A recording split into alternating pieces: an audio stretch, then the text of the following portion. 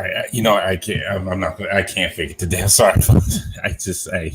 It's been a rough ass week. So, welcome, ladies and gentlemen, everybody, to Friday night. It's the Infinity Equation. How y'all doing? Glad y'all could be out here. Right now, I am frazzled and like mentally out of it kind of right now. So, sorry. So, I will keep it short and sweet tonight. How's everybody doing tonight? Glad y'all could be here hanging with us. Appreciate y'all coming out here hanging with us. How you guys doing tonight? Ryan, Bobby, Alex? Doing good. We're doing good. All right. Man. Hope you're doing good.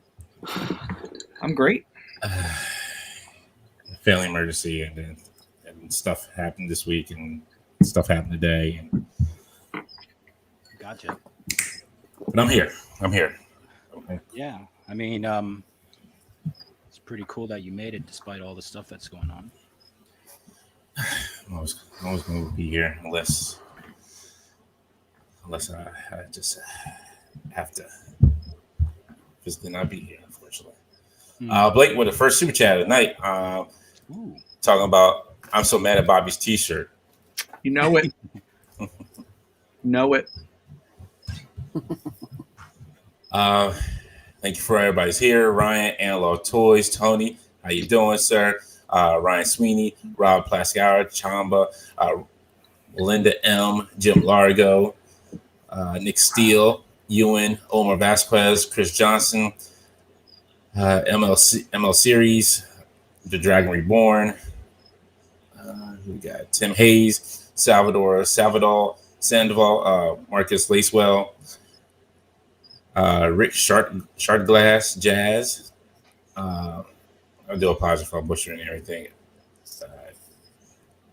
Matt R, Mobile Recluse, The Mighty Most Jeff, Master Sun 42, Jason Lopez, Greg Miller. I don't know if I said you. Omega Weapon 13, Jamie Guchard, Trevor McGuire, Johnny Sorson, Darth Clueless, White Mike Vegeta.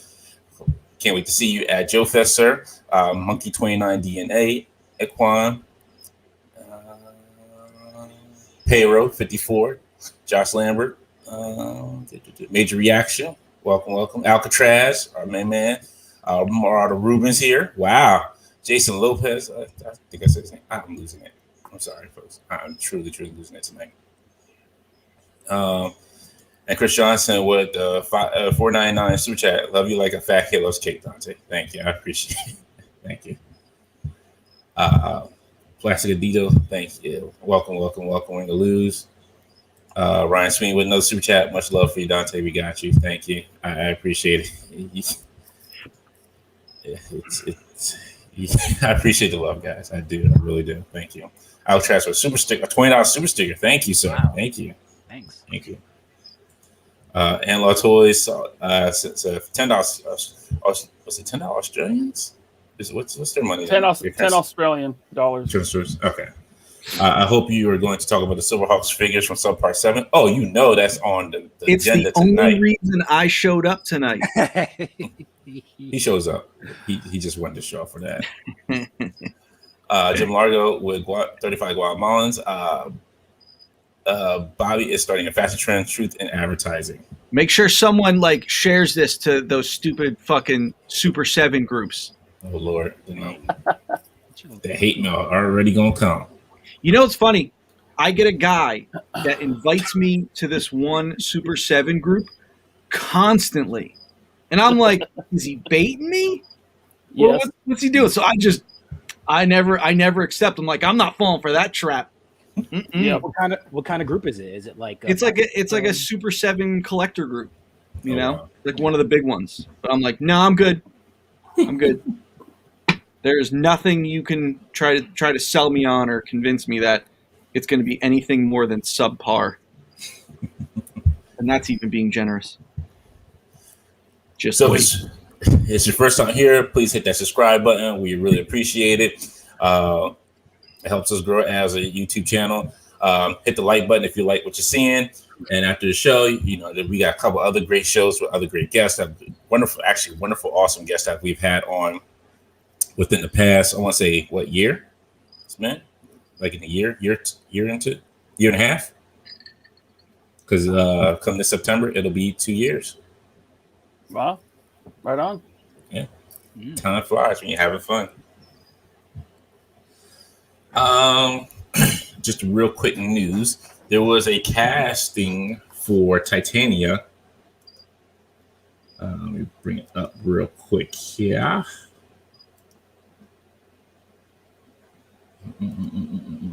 For the She-Hulk show. So that is kind of interesting. I've seen her before. Her name is Jamil, who portrayed Titanium and She-Hulk on Disney Plus. They're saying it's the McFarlane version from the Secret Wars, which I'm not familiar with. I'm not familiar with that one.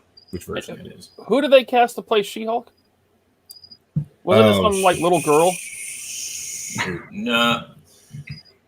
I'm thinking her height wise. I can't remember who it was. Well, they'll probably digitally, alter. Yeah, because I mean they do the same thing with Mark Ruffalo, right? But I mean the height wise, it really is not going to really matter because when she's the Hulk, she's the Hulk. Now, what does that show like next year? I think so. Yeah. So what do you think that means? That they're gonna like CGI her when she's She-Hulk? Well, she's She-Hulk all the time. Yeah, they put the dots on her, and then.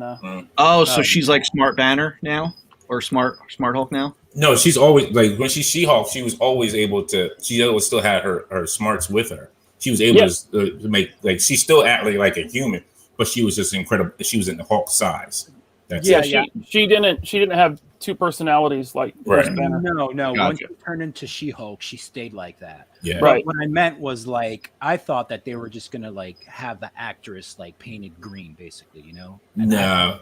Or are they gonna do like a whole CGI thing? They probably do this whole CGI thing like Ruffalo. Like Lou Ferrigno?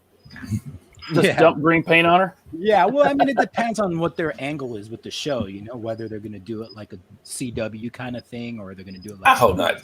If they do it like the last series that had her as like the lawyer still taking cases, but as She-Hulk, that's more interesting. And see, this is where they should have saved, what's her name? Patty for plays Cat. I forget, it's not Wildcat. While I'm thinking of that, we do have another super chat in from Ryan Sweeney. Bobby, for it to be true subpar 7 shirt, you would have to wait 2 years for it to be made. See, I'll say it now. I was going to say it when I go through it.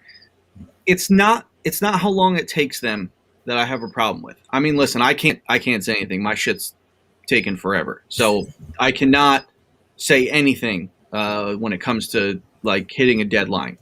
I feel like I'm like a Kubert artist working on toys, but it's just their other stuff, which I'll get into with the Silverhawk stuff.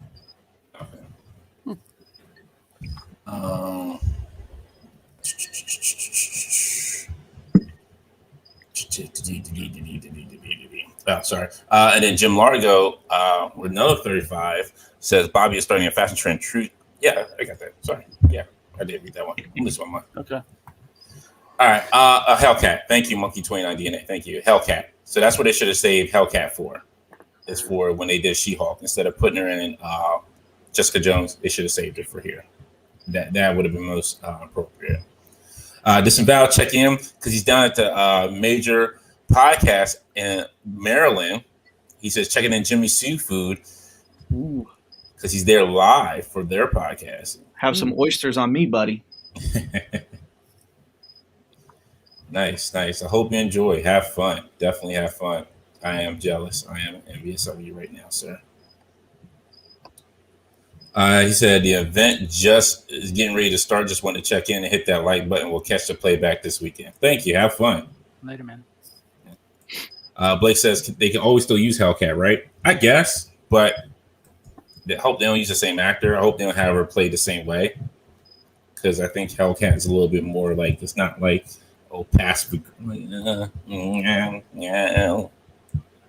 So all that nonsense. All right, sorry. Bobby, what'd you get this week? Crickets. I got a few things. Hold on. These are crickets.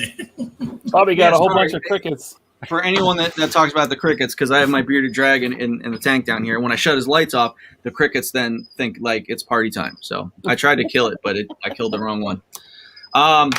So I went shopping at laserpants.com again, and I was very, very happy with my purchase because I got one of the very hard to find Keldor packs. So when Ryan sent me the picture, like, yo, you need this, I was like, holy shit, like, I couldn't, like, text him back fast enough. I was like, please tell me you got it. And I was like 5 minutes after he texted me, and I'm like, oh, I hope he just got it because he knows I need all of them.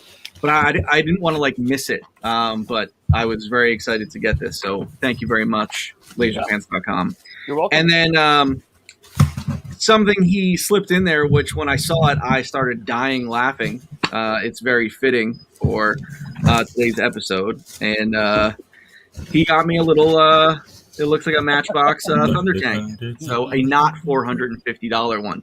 This No, is it probably was the, it was $450. ooh, look at that. $4.50. Their $450 matches their product. So Yeah. Sorry, Bobby. I don't mean to cut you off real quick. We got 2 super chats here real quick. Dark Clueless, love the jersey. Alex, do we have a shot this year? Yeah, we do. And Jeremy L with another super chat, real professional T-shirt there, Bobby. And he has a crying emoji. He laughed at him crying. And then I got a package from a very generous friend of mine. I won't say who it was, but he sent me some gifts that I did not ask for.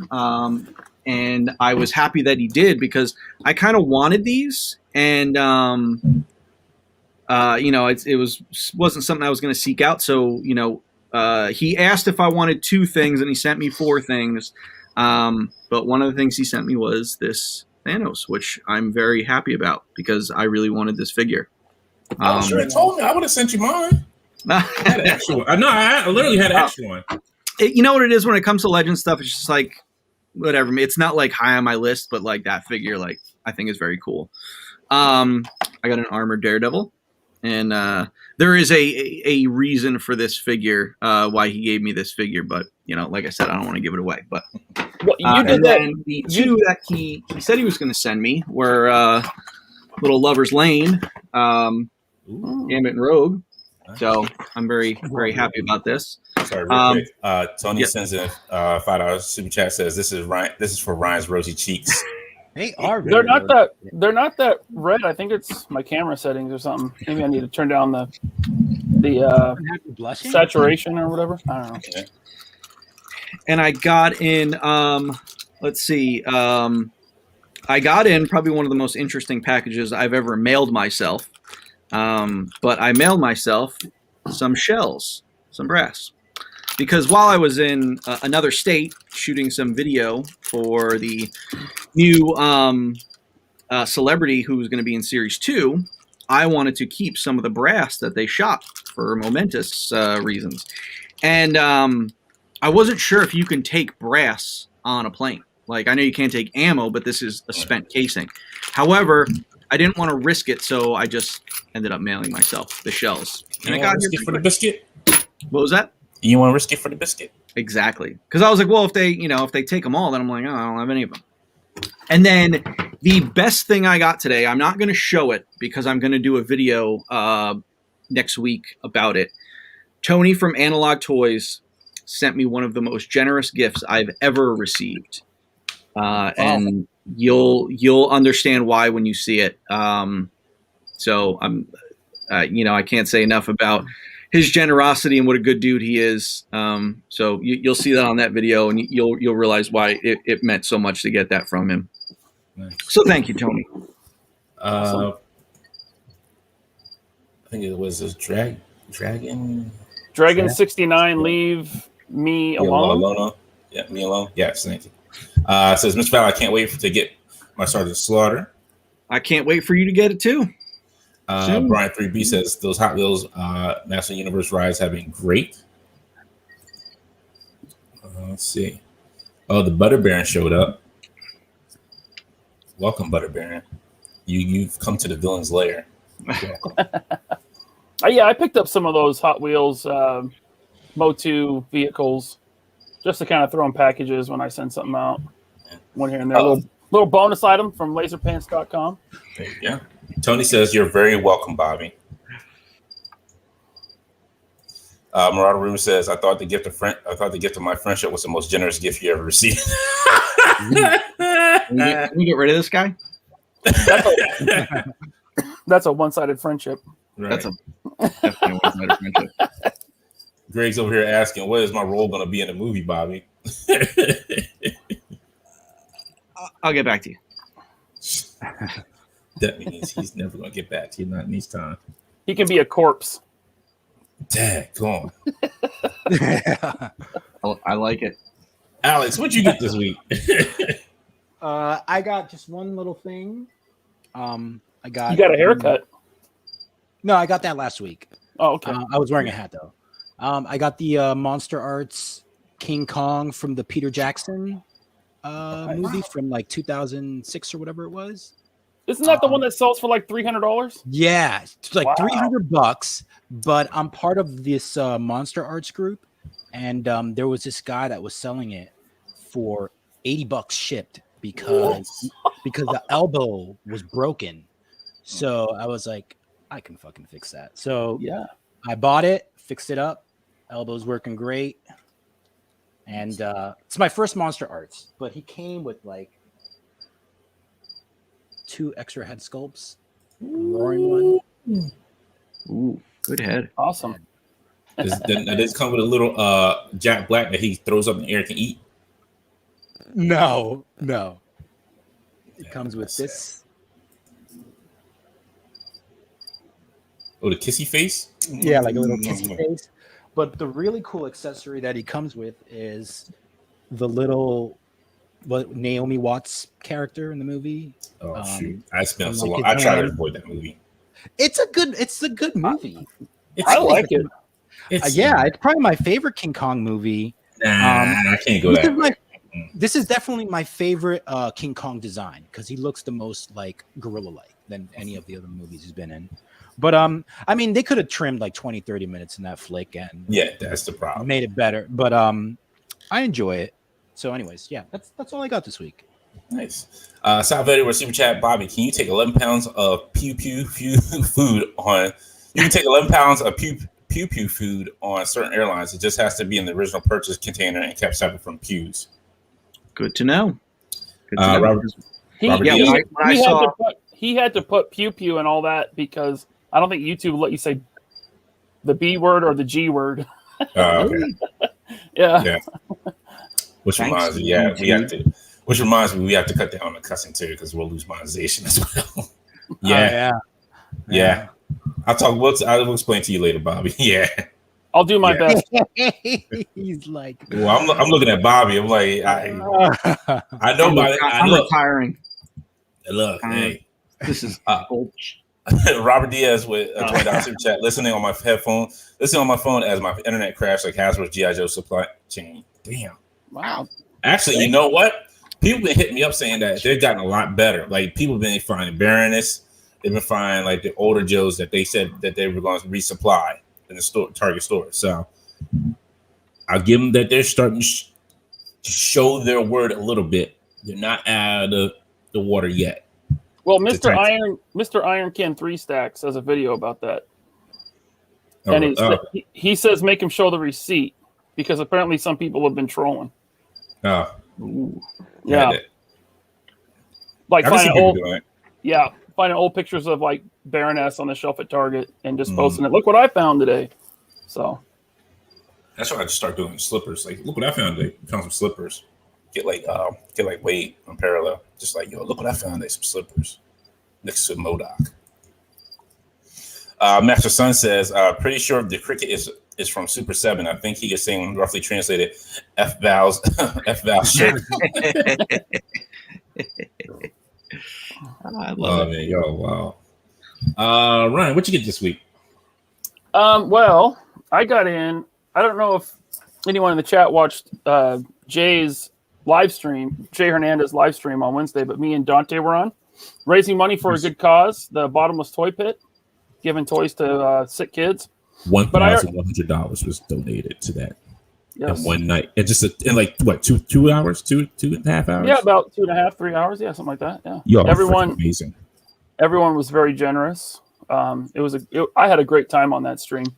But that on Wednesday I got in the Stone Cold figure from Ringside Collectibles. That's where I pre-ordered it. That's the. I didn't get mine yet. I ordered from Ringside. I didn't get mine. I ordered him and Flair. Me too. Sorry, hold on. I gotta do it. I gotta do JR. Stone Cold! Stone Cold! Oh my goodness, business just about to pick up.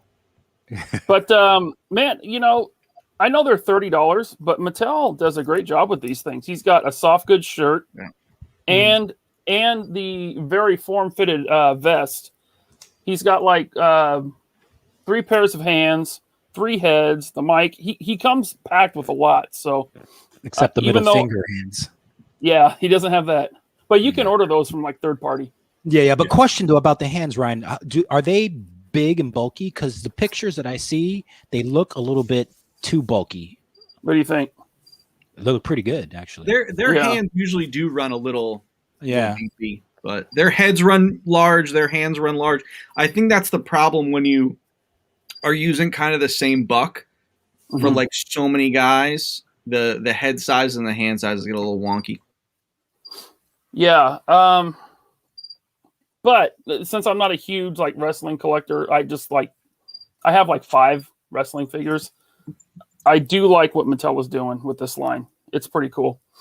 And then I got in a couple of I got some pre-orders in this week. I got in a couple of the Elite Squad Clone Troopers from Pulse. They were the last ones to ship because I had gotten one from Big Bad. I found one at Disney World, and then I got my Pulse pre-orders.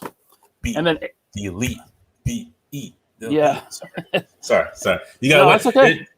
So you say that it makes there's the Young Bucks had on AEW. They had what's it called the vlog of was it Being the Elite, Alex?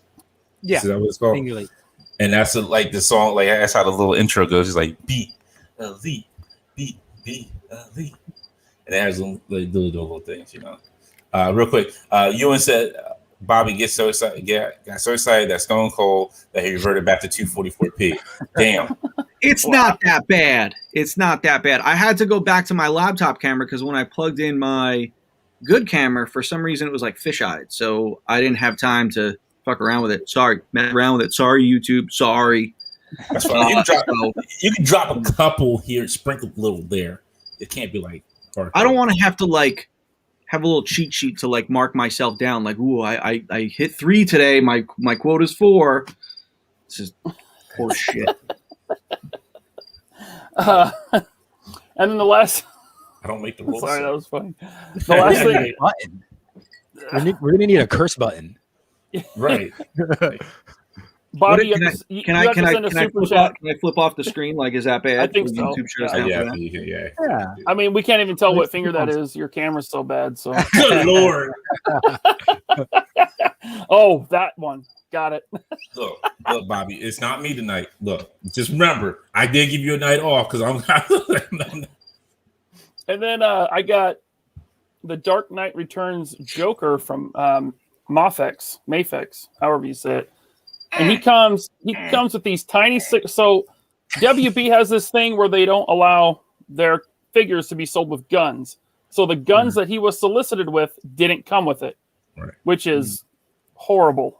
I hate it, but don't worry about it. I can 3D print you a gun. Don't even worry about it. I'm sure I got plenty of Oliver's guns, but but they will let him ship him with the cigarette. Yeah. So he came with these 2 tiny, tiny cigarettes, man. I mean, they're so small. First thing that happened, I opened up the box. One fell on the floor, on the carpet. And I was like, well, that's gone forever. I actually found it. So I kept that one wrapped up in a little piece of tape so I don't lose it. And then this one is in his hand where it will stay forever. But it's cool. There's like really nothing in the torso. His torso was all one piece. Nice. But I mean, Joker doesn't really need to articulate that much. So, but it looks good. For Dark Knight Returns Joker, it looks like spot on. Yeah. So, and he came with 2 knives, no guns. And the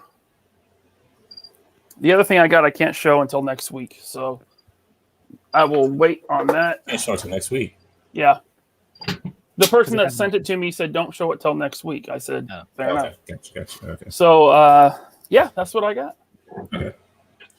All right. We got some latecomers in here. Rob, Olivia, welcome. We got 796 Studios. Welcome. We were on there with him and Jay on Wednesday night. It's just us having a good old-fashioned power round about raising some money. And once again, you are amazing. Those who are there, you're freaking amazing. Raise $1,100 for a charity.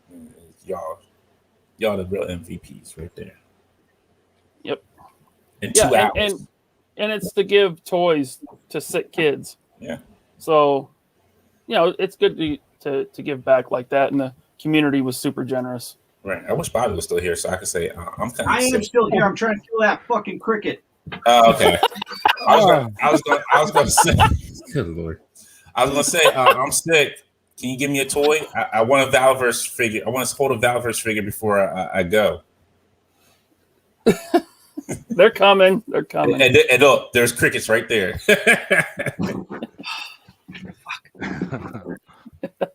I didn't hear the cricket. I really didn't hear it. I'm not going to lie. I hear it. Oh, you hear heard it? it, yeah. Shit. All right. I picked up my comics this week.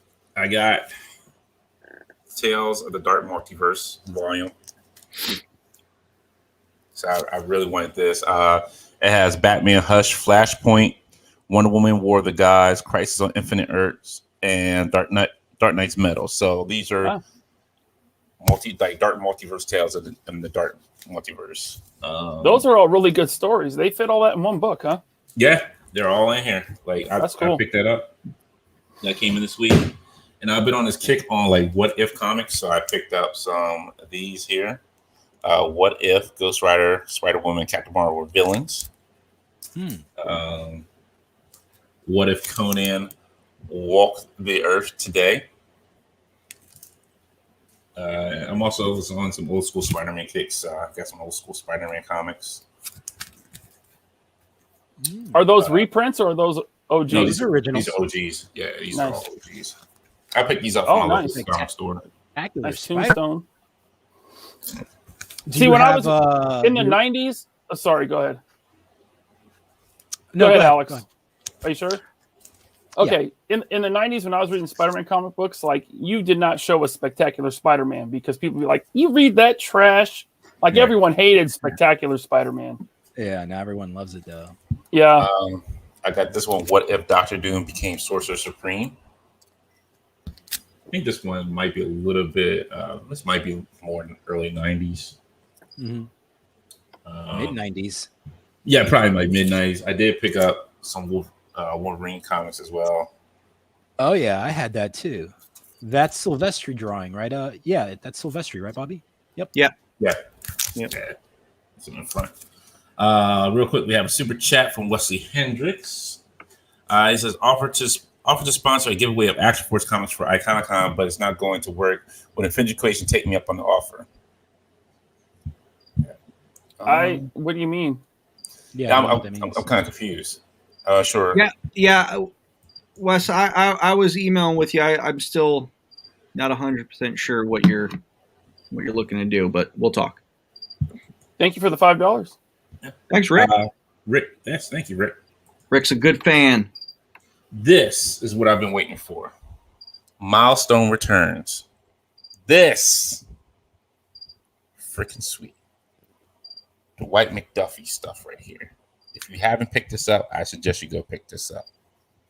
This is good read right here.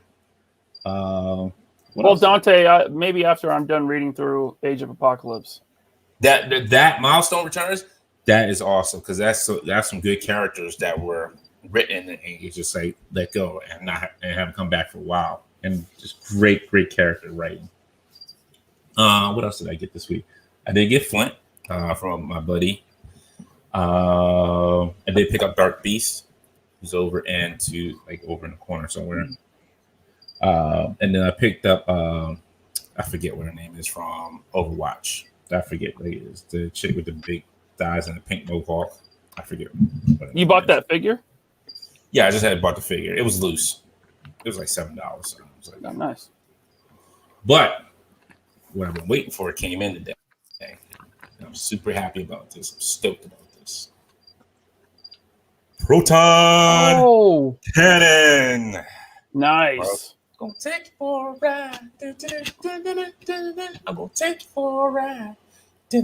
Now, who was the guy that made that? I know he's on Instagram. I just forget who it was.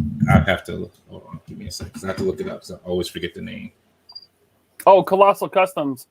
So far, I'm digging AOA. I'm like halfway through Volume 1. I'm sorry. Which it's like I think they put it out recently. This new collection. But yeah, it's good. It's good. I'm sorry to hear that you like that. That's fine. Enjoy, man. I'm sorry. Yeah, I'm supposed to enjoy it. That's right. My bad. That is all me. Don't yuck my yums. Yo, I am the villain. I told you I am the villain. Yeah. R2K Trooper. Thank you, 796 Studios. Thank you. I can't never remember the name. I don't know why. But yo, this thing is freaking amazing. This is all 3D printed. Yeah, that's awesome. Did he sand it? Is it because usually you see like the lines? Maybe it's not showing up, but you can still see some of the lines. I'm going to paint it and everything. Give it a nice he might have one of the really, really good printers. You don't see anything on the really, really good ones. Yeah. I mean, I just like if you're up close, you won't see it on here. But since I'm up close and looking at it, I can still see lines. But yeah, it probably needs a good little. It needs a couple of sanding here and there, but it does need some paint on it. But it will pop with some paint. It looks really cool. Yeah. Really clean. Yes, indeed. I'm so excited about that. Blake Quammen said he's proud of me, and he hopes more collectors go back and read AOA. Oh, thank you, Blake. I mean, it's not like that whole thing wasn't popular. It was super popular. Yeah, it was. I'm recognizing pages and panels because I did read a few of the books when I was a kid, when it was coming out. But, to go to a comic book shop when I was a kid was kind of hard because there was only one and I only had so much money. So it's not like I picked up every issue, Mm-hmm. But yeah, I mean, I think it's cool. I like the whole alternate universe story, and yeah, I'm digging it. The bad thing is that now I have to pick up all the figures. Oh yeah, really? Well, luckily, Wave One of AOA, which came out last year. I got most of those on clearance. I think the only one I bought at full price was the Dark Beast. So that's cool.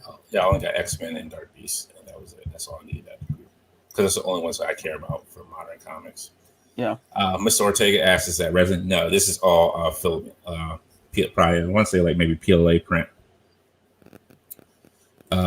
Dragon says, "Holy shiznall. That's a fantastic print. Proton Cannon. I'm guessing you got that for your modular Iron Man on pre-order then?" Hells yes. He's going to be Proton Cannon it all up. Dude, Jay Hernandez posted a picture today of the new modular Iron Man. Yeah. I've just seen that. With Ultron and War Machine. It looks so awesome. I'm like, I cannot wait for that Ultron and modular Iron Man. So I was thinking, I asked Bobby this question. I was like, Bobby, what I was like, was it 90? Was it 90? 40. 40, sorry. Yeah, 40 millimeter rounds going to this. Because I wanted to make sure it was accurate before I showed this for Bobby's gun. So I just fooled around and made a 40 millimeter grenade that would go in there. Nice. Very cool. It is detailed. It does have like the split between like where the powder would go in, but it's because it's so small you can't really see it. But yeah, I might have to make it just a tad bit smaller. I don't know what you think, Bobby. So I can't really. You'd have to look at yes. See, that's way too big for it. It's there. If you had one of the vests, like Bone Collector's vest, has 40mm shells in the vest, and I tried to get as accurate with the size as possible. A 40mm shell is a decent sized shell. I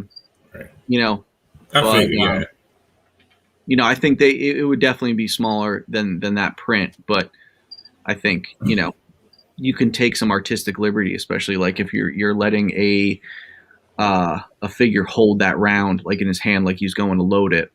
Yeah, it's kind of like that's what I was thinking. Like he's going to load it, or like it's popping out, like he's shooting at the grenade launcher. Yeah, I can go grab some of my shells. They're 37mm because you can't, as a civilian, you can't own 40mm shells. But 3mm is nothing compared to the shell. Gotcha. So I'll hold one in my hand. I'll take a picture of it for you. All right, what are you laughing at, Alex? Rick's Sharding Glasses comment. He's like, use a tic tac, pew pew pew. My kid bought a life size grenade launcher this week. Yeah, Nerf. I mean, yeah. Get a real one. You made it sound like a new one. Right. Thanks to my lady, she sent me over. Who's playing She-Hulk? It's Tatiana Maslina. I'm sure that's how you say her name. Oh, thank you, Tony C. You're so nice. What do you say? He said the cricket host is greater than Laser. I don't know what to tell y'all. You need to bring out your cat sometime. Oh yeah, I should. Laser Kitty. Laser kitty. Laser cats. Hear the meow, hear the roar. Meow, meow, meow, meow. That's all it's gonna be. All right. Let's jump into it. I can't. I can't wait to talk about this right here. Right here. This mofo is an automatic pre-order for me. I might have to get two of these bad boys. Sentinel Peter B. Parker. And Peter Parker. Yes. Yeah, they came with both heads. It's awesome. That lion's head and that coffee cup and the newspaper sold me with the figure. Oh, yeah. Yeah, accessories alone. And I don't have my Sentinel Miles yet, but he has no wrist articulation. I mean, they swivel, but there's no ball joint, so you can go, every way. But this one does. The Peter B. Parker, they put the double ball or single ball double peg hinge in the wrist. So I don't know why they omitted that from Miles. I'm not sure. I haven't got my Miles yet as well. I'm waiting for it from GameStop. Same here, yeah. Chamba saying no butterfly joints on this. Doesn't look like it. No? Of course, these are early. I mean, maybe they'll add them in, but it looks like that it'll get quite a bit of range without them. Yeah. The way it's cut in there. Scott Hughes has a question for Bobby. He says, Bobby, what do you have that will fire 37mm spikes tactical? I have on my AR. I think it's a spikes tactical. Yeah. But I'm looking to get. They make just the stock and the pistol grip for it, so you can make it just a solo, launcher. Because right now I have it on one of my AR builds, and it makes it really heavy. And I really like that AR build. It's built for, it's got really good accuracy. So I kind of want to take that off. It's a little cumbersome and make it its own solo launcher. Felipe Teresa is asking, is he going to come with the beer belly? I don't think this comes with it. It's just a straight Spider-Man body. Yeah, it doesn't look like it. So that works for the blonde Peter Parker. And I think even the Peter B. Parker, he didn't have the beer belly the whole movie, did he? Yeah, he did. Well, because when he came into Miles' universe, he did have he had a little bit of beer belly. Okay. Because I think he was transported like he had on sweatpants. Yeah. Look at the size of this lion's head, gargoyle thing. This thing is huge, man. This thing's going to at least be 120, 150. Oh, yeah. I mean, with something this size in there, Yeah. This gigantic. I mean, because if he's a 6-inch figure, I mean, this thing has got to be 5 inches tall, which would make it, I don't know, 7, 8 inches long. Yeah, about that. Chamba says Sentinel barely does edit. Lack of butterfly doesn't hurt. Just an observation. He says it does alternate. He does says it's a switchable belly and crotch, so it does have the belly of it. I didn't. Okay, I must have missed that. I didn't see it in there. Let's see. Yeah, even Nod Nerd 101 says he comes with the deck. Okay, cool. Gigantic hands. So that's like cartoon accurate, huh? Yeah. I still have not seen that. Oh, it's great, oh my man. goodness. Is it? I've Yeah, only seen the first 20 minutes, but I heard it's pretty awesome. It's one of the best Look, I love Spider-Man, but this hands down is one of the best Spider-Man movies ever made. Yeah, I would put it up there with the Sam Raimi movies. Yes. The first two. This does not disappoint because I'm not a big Miles Morales fan, but I enjoyed the movie thoroughly, and I enjoyed Miles thoroughly. Yeah, I love the glasses that you can put on the different head sculpts. Yeah. That's awesome. There's the belly right there. I did not see that. I missed that. There it is. Yeah, it's really cool. Look at all those success. Oh my goodness. Oh, the cup stuck in the hand. Oh, I thought it was a separate piece. No. I figured out something. Well, did you get that cup with the Legends one? Cup with the Legends one. Yeah, the Legends Peter B. Parker came with the cup, didn't it? Or maybe not. Maybe I'm thinking the Mofex. Maybe my first one. Because look, man, when I packaged that, all I wanted to do was put Stoke, man. And I kind of put him in the drawer, out of sight, out of mind. Oh, gotcha. Oh, it's a good figure, though. For a Legend, it's a really good figure. Look. This... It ain't like this. That's what I'm saying. Like, yo. Yeah. For those who do wait, you always get something better. And that's why I'm like, I only want a Stoke, man. I'm like, I don't know. That's cool. I mean, this looks awesome. Yeah. I'm just waiting for the pre-orders to go up. Maybe they already have. I don't know. I haven't heard as of yet. I haven't seen anybody say the pre-orders are out for it yet. That's pretty awesome. I wonder if it's wall mounted, like you can wall mount it. Oh, that'd be nice if you can wall mount it. Oh, that's interesting. That's a really interesting take, Cricket. Thank you for sharing. He said he doesn't really like the Sentinel Peter B. Parker. He prefers the Mofex. I didn't know you could speak Cricket, Ryan. Oh yeah, I'm fluent. I'm fluent in Cricket. June 17th is when you can pre-order it. I'm going to kill every cricket in that tank right now. Tell your beer dragon to eat faster. What are you? Dragon's gonna get hungry. Why do I show Laser Pants' icon when I have? That's funny. Oh, I'm still logged into yours. Gotcha. I logged out from the stream we did like a week or so ago, 2 weeks ago. That's funny. It's because you're my number one fan, Bobby. It's like fucking Face Off with right. I want his face Nick Cage. I will log out after this stream and log back into my own. So should we move on from this one? Yes, this is automatic pre-order for me. I have to have this. Absolutely. This is a must-have. If you're a Spider-Man fan, this is a must-have. Yes, it's funny that Valaverse has my logo. You're the face of the company. Yeah. I was just going through my Big Bad Toy Store pre-orders today and canceling a bunch of stuff, and then I came to the Valaverse pre-orders that I have on there, and I'm like, oh. You can't cancel these. Nah, I didn't cancel any. Nah, you can't cancel those. No. What did you cancel? Oh, man, I canceled some Black Series stuff. I canceled a Mythic Legions, like the Cyclops, the big blue Cyclops. Just canceled a bunch of stuff, Big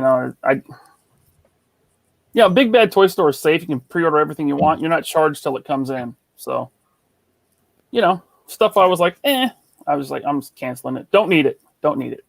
Which Black Series characters, if you don't mind me asking? The Wave with Casca Reeves and Tech from the Bad Batch. That one. Mm-hmm. Mm-hmm. Yeah. I figured because I pre-ordered them on Pulse and Big Bad, and so I was like, well, I'm going to cancel the Big Bad. I'll probably find them in stores first. If not, then I have Pulse as a backup. Because Pulse is always last. Yep. Yeah. Always. So Hey, moving... sorry, real quick. Can you go back to Toy Art real quick? Because the bat cycle went up for pre-order today. Yes, it did. Want me to bring that up? Yeah, if you can, please. It's showing this. It's on Toy Arc. It's still on there. I'm looking further. Oh, here it is.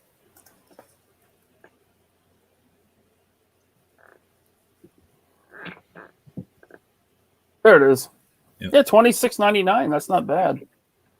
$26.99. I said $24.99 for me on Amazon. Oh, I guess Big Bad is $26.99. Okay, I was gonna say Amazon. I paid $24.99 for that bad boy. Yeah. Real quick, we got a super chat from Tony here. This is for Valverse using Laser Pants avatar on off camera. Oh. So you got this, huh? Yeah, I pre-ordered. It's only $25. It comes out next year? Does it? I don't know. Yeah, honestly. Yeah. Oh no, sorry. August 20th. August 20th of this year. Sorry. Yeah. So like 2 months. I think it's versatile. I don't think it's. I mean, it'll work with any Batman pretty much. Yeah. Archie said, "I wish the bat cycle was longer, like it was in the comics." Yeah, this thing it extends, doesn't it? Like it extends. I think so. I can't remember if it does or not. I'm pretty sure it does. Yeah. I think it looks awesome, and he almost looks I don't know. I guess he's not a little big, but I think it'll work with my Mezco. Yeah, that's what I was getting from Mezco. Yeah, man, that's about it.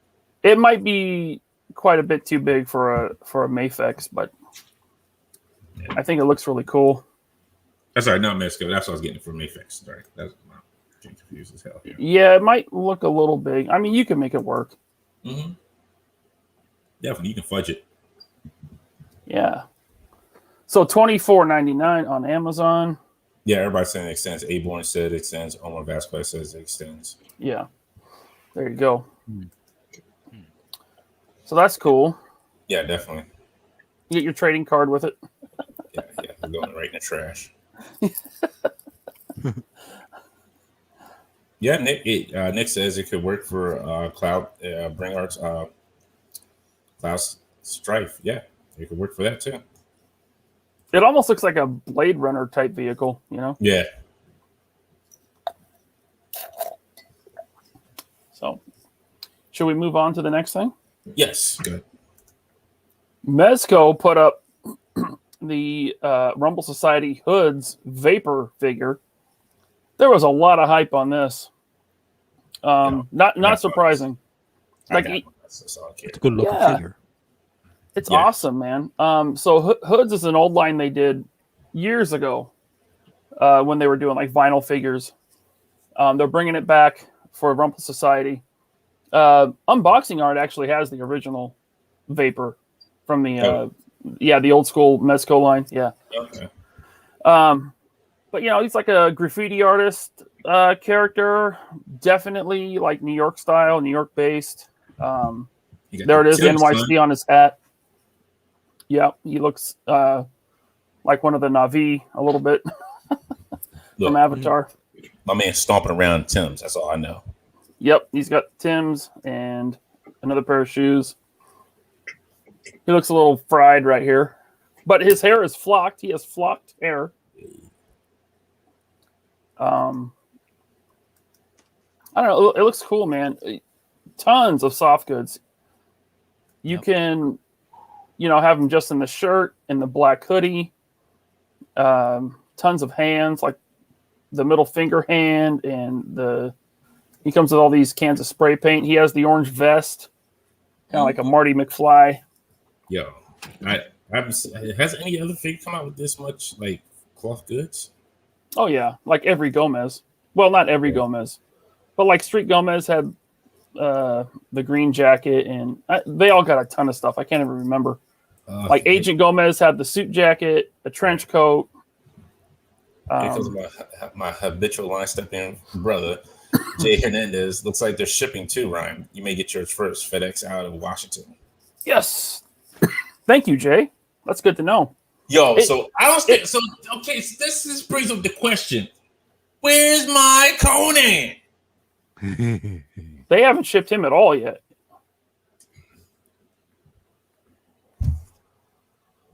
I don't want to lose monetization because the words I want to say right now it's going to make us lose monetization real quick. Well, yeah. I mean, I've been buying Mezco for a few years now, and that's kind of the way it goes with a lot of their figures. They're delayed, they're late. John Wick took 18 months, I think, to ship. We're not talking about Wick. We're talking about a man that ain't got barely no clothes on and just has weapons. I just want my Conan. You should call them. They have a phone number, 1-888 Mezco Toys, I think, something like that. You should call them and ask. And they're going to be like, well, sir, we know. Look, we're still waiting as well. We haven't got any information on it, guys. But, so, once it comes out, you will be the first to get it. Like I kind of understand the delays on the '89 Batman because it's a new thing for them. They're doing the vinyl or the rubber body over a metal skeleton. But I mean, Conan, it's just a figure. Yeah, there's nothing really super special about it. He only has the only soft goods is the loincloth. I don't know why that's taken so long. I don't know. But he comes with headphones. He comes with 4 heads. Tony C. I appreciate that Super 7 has Conan, but I want my Conan to look correct. If you want your Conan to look like he's a conglomeration of bubbles stuck together, that Conan looks horrible from Super 7. I want to get to the spray paint cans that he comes with. Oh, he comes with bolt cutters, working bolt cutters. They're not metal, but I mean the bolt cutter action works. Gas mask. The spray paint cans have working lids. Oh, nice. So what shoes are these? Because I'm not a sneakerhead. Are these like? Someone in the chat will know if you don't. Let me see. Can you zoom in on them somehow? That's about as good as it'll let me go. They're BK Knights. No. Are they Jordans?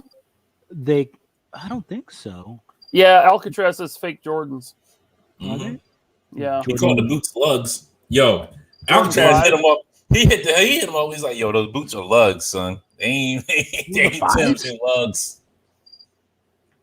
At least they're not Uggs. Maybe. No, it comes with the paint, the paint marker, like a couple of paint markers, 3 cans of spray paint. Everybody's saying the Jordan 5s. I don't see it though. I don't know. Well, they probably couldn't actually make accurate Jordan 5, right? I mean, if you see like the stuff that they've done, like for the Marty McFly sneakers, they pretty much made them exactly like the Nikes, but they just took out the swoosh. Right. Whatever. I mean, this. Sorry. Go ahead. Okay.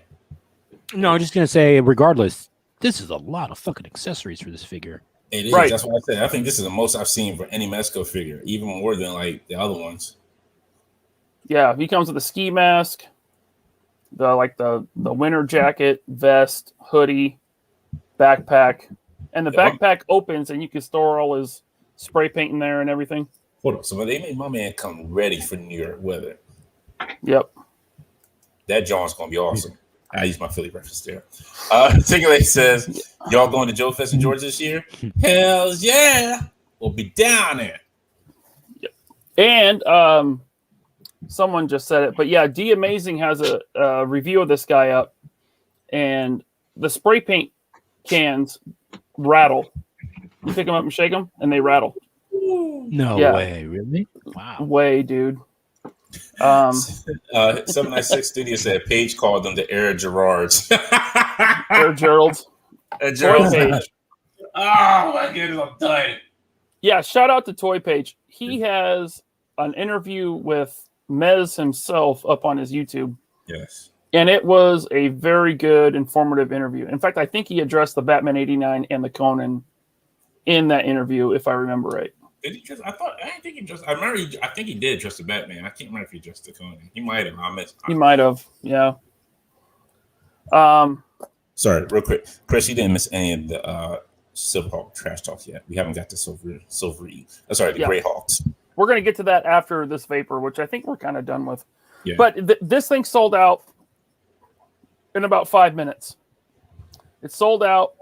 It was off their site, and then it came back a few minutes later as a pre-order, which will ship next March. So they had their initial stock that sold out. They saw the demand for it, so they opened it up for pre-order. So they're going to have more made, and everyone can get one. It's still up for pre-order now if you want one. Yeah, because they charged me. Like, I was on a wait list, and then they went back in stock. Right. So definitely, I mean, you still have a chance to get this if you haven't jumped. Oh, yeah. It's up for pre-order right now. I think it's 115, which is a lot, but it comes with a lot of stuff. And right. but you know, with these toy companies, Mezco does that right, and they don't always do that. You know, sometimes they have a limited release. There's 500 of them made. That's it. But this, they had it pre-made. It sold out real fast, but they're giving everyone a chance. You can pre-order it still right now today. Oh, Greg Miller said it's closed now. Well, that pre-order was open for quite a while after it. Okay, he said it ended tonight. Okay, so this went up on Wednesday. Yeah, because I think they did. I think they did say today was the last day to pre-order. I think they did send an email or update their Facebook page saying it. I do remember them saying it now. Open pre-orders for 2 days. Even if you're broke, I think the deposit was $28 to pre-order it. So I think that's a really cool way to do it. Yeah. Scott Hughes is asking, Dante, how can we meet you at Joe Fest? I'll be walking around. I know Alex will have a table in Artist Alley. Bobby will have his own grandstand. He takes up a whole gymnasium, so don't worry about him. Actually, he's taking up the whole area. Like, everybody else got like a corner. Bobby's got the full area. It's just Action Force everywhere. You walk around, bam, there's a banner in your face, like Action Force. What is this Action Force? Bam! Somebody else hit you at a corner. Like, you don't know what you're Action Force? Let me tell you. He has a marching band that follows him everywhere he goes to announce that he's entered the room, you know. Entering the room, Mr. Bobby Valor of Action Force.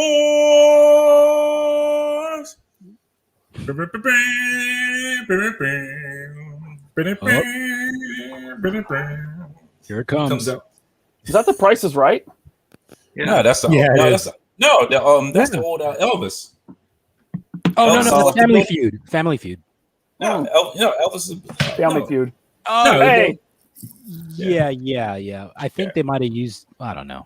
No, this was before. Like, this was before Family Feud. I think. Yeah. Yeah, you're like Vegas Elvis years. Yeah. When he would come out.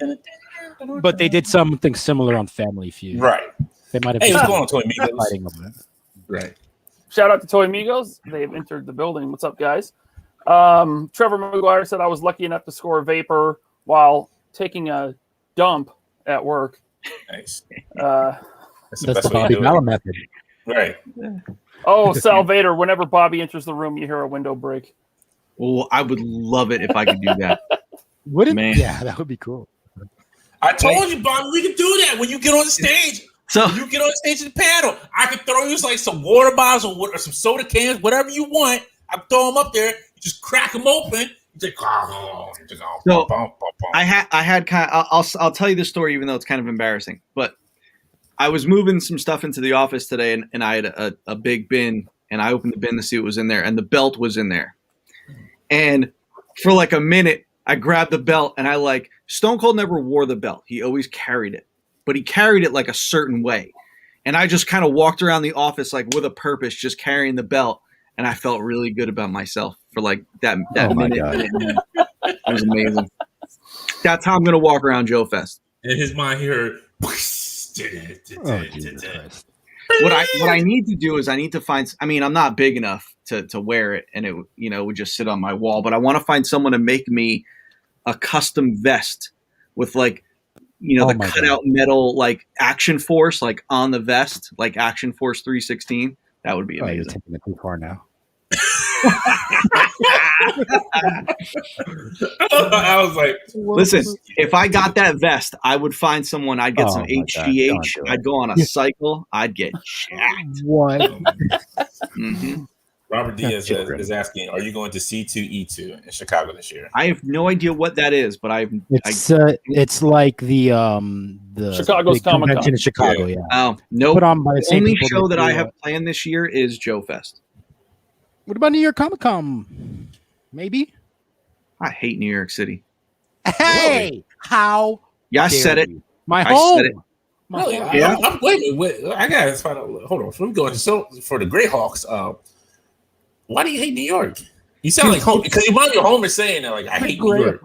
So I went to school there for 2 years, and it was like the worst year. It's a dump, man. First of all, all right, Alex, you can't comment until I'm done. I'm not a fan of the idea of cities. Like, the country's so big, we shouldn't be populated in one area, all like sardines. I don't like you can't get anywhere quickly, and it's just dirty. There's bums quickly. What do you bums and piss and garbage. It's just a dump. It's an absolute dump. Graffiti and just litter. It's like I would never take the subway unless it was raining. Oh, and even then I would try to walk in the rain.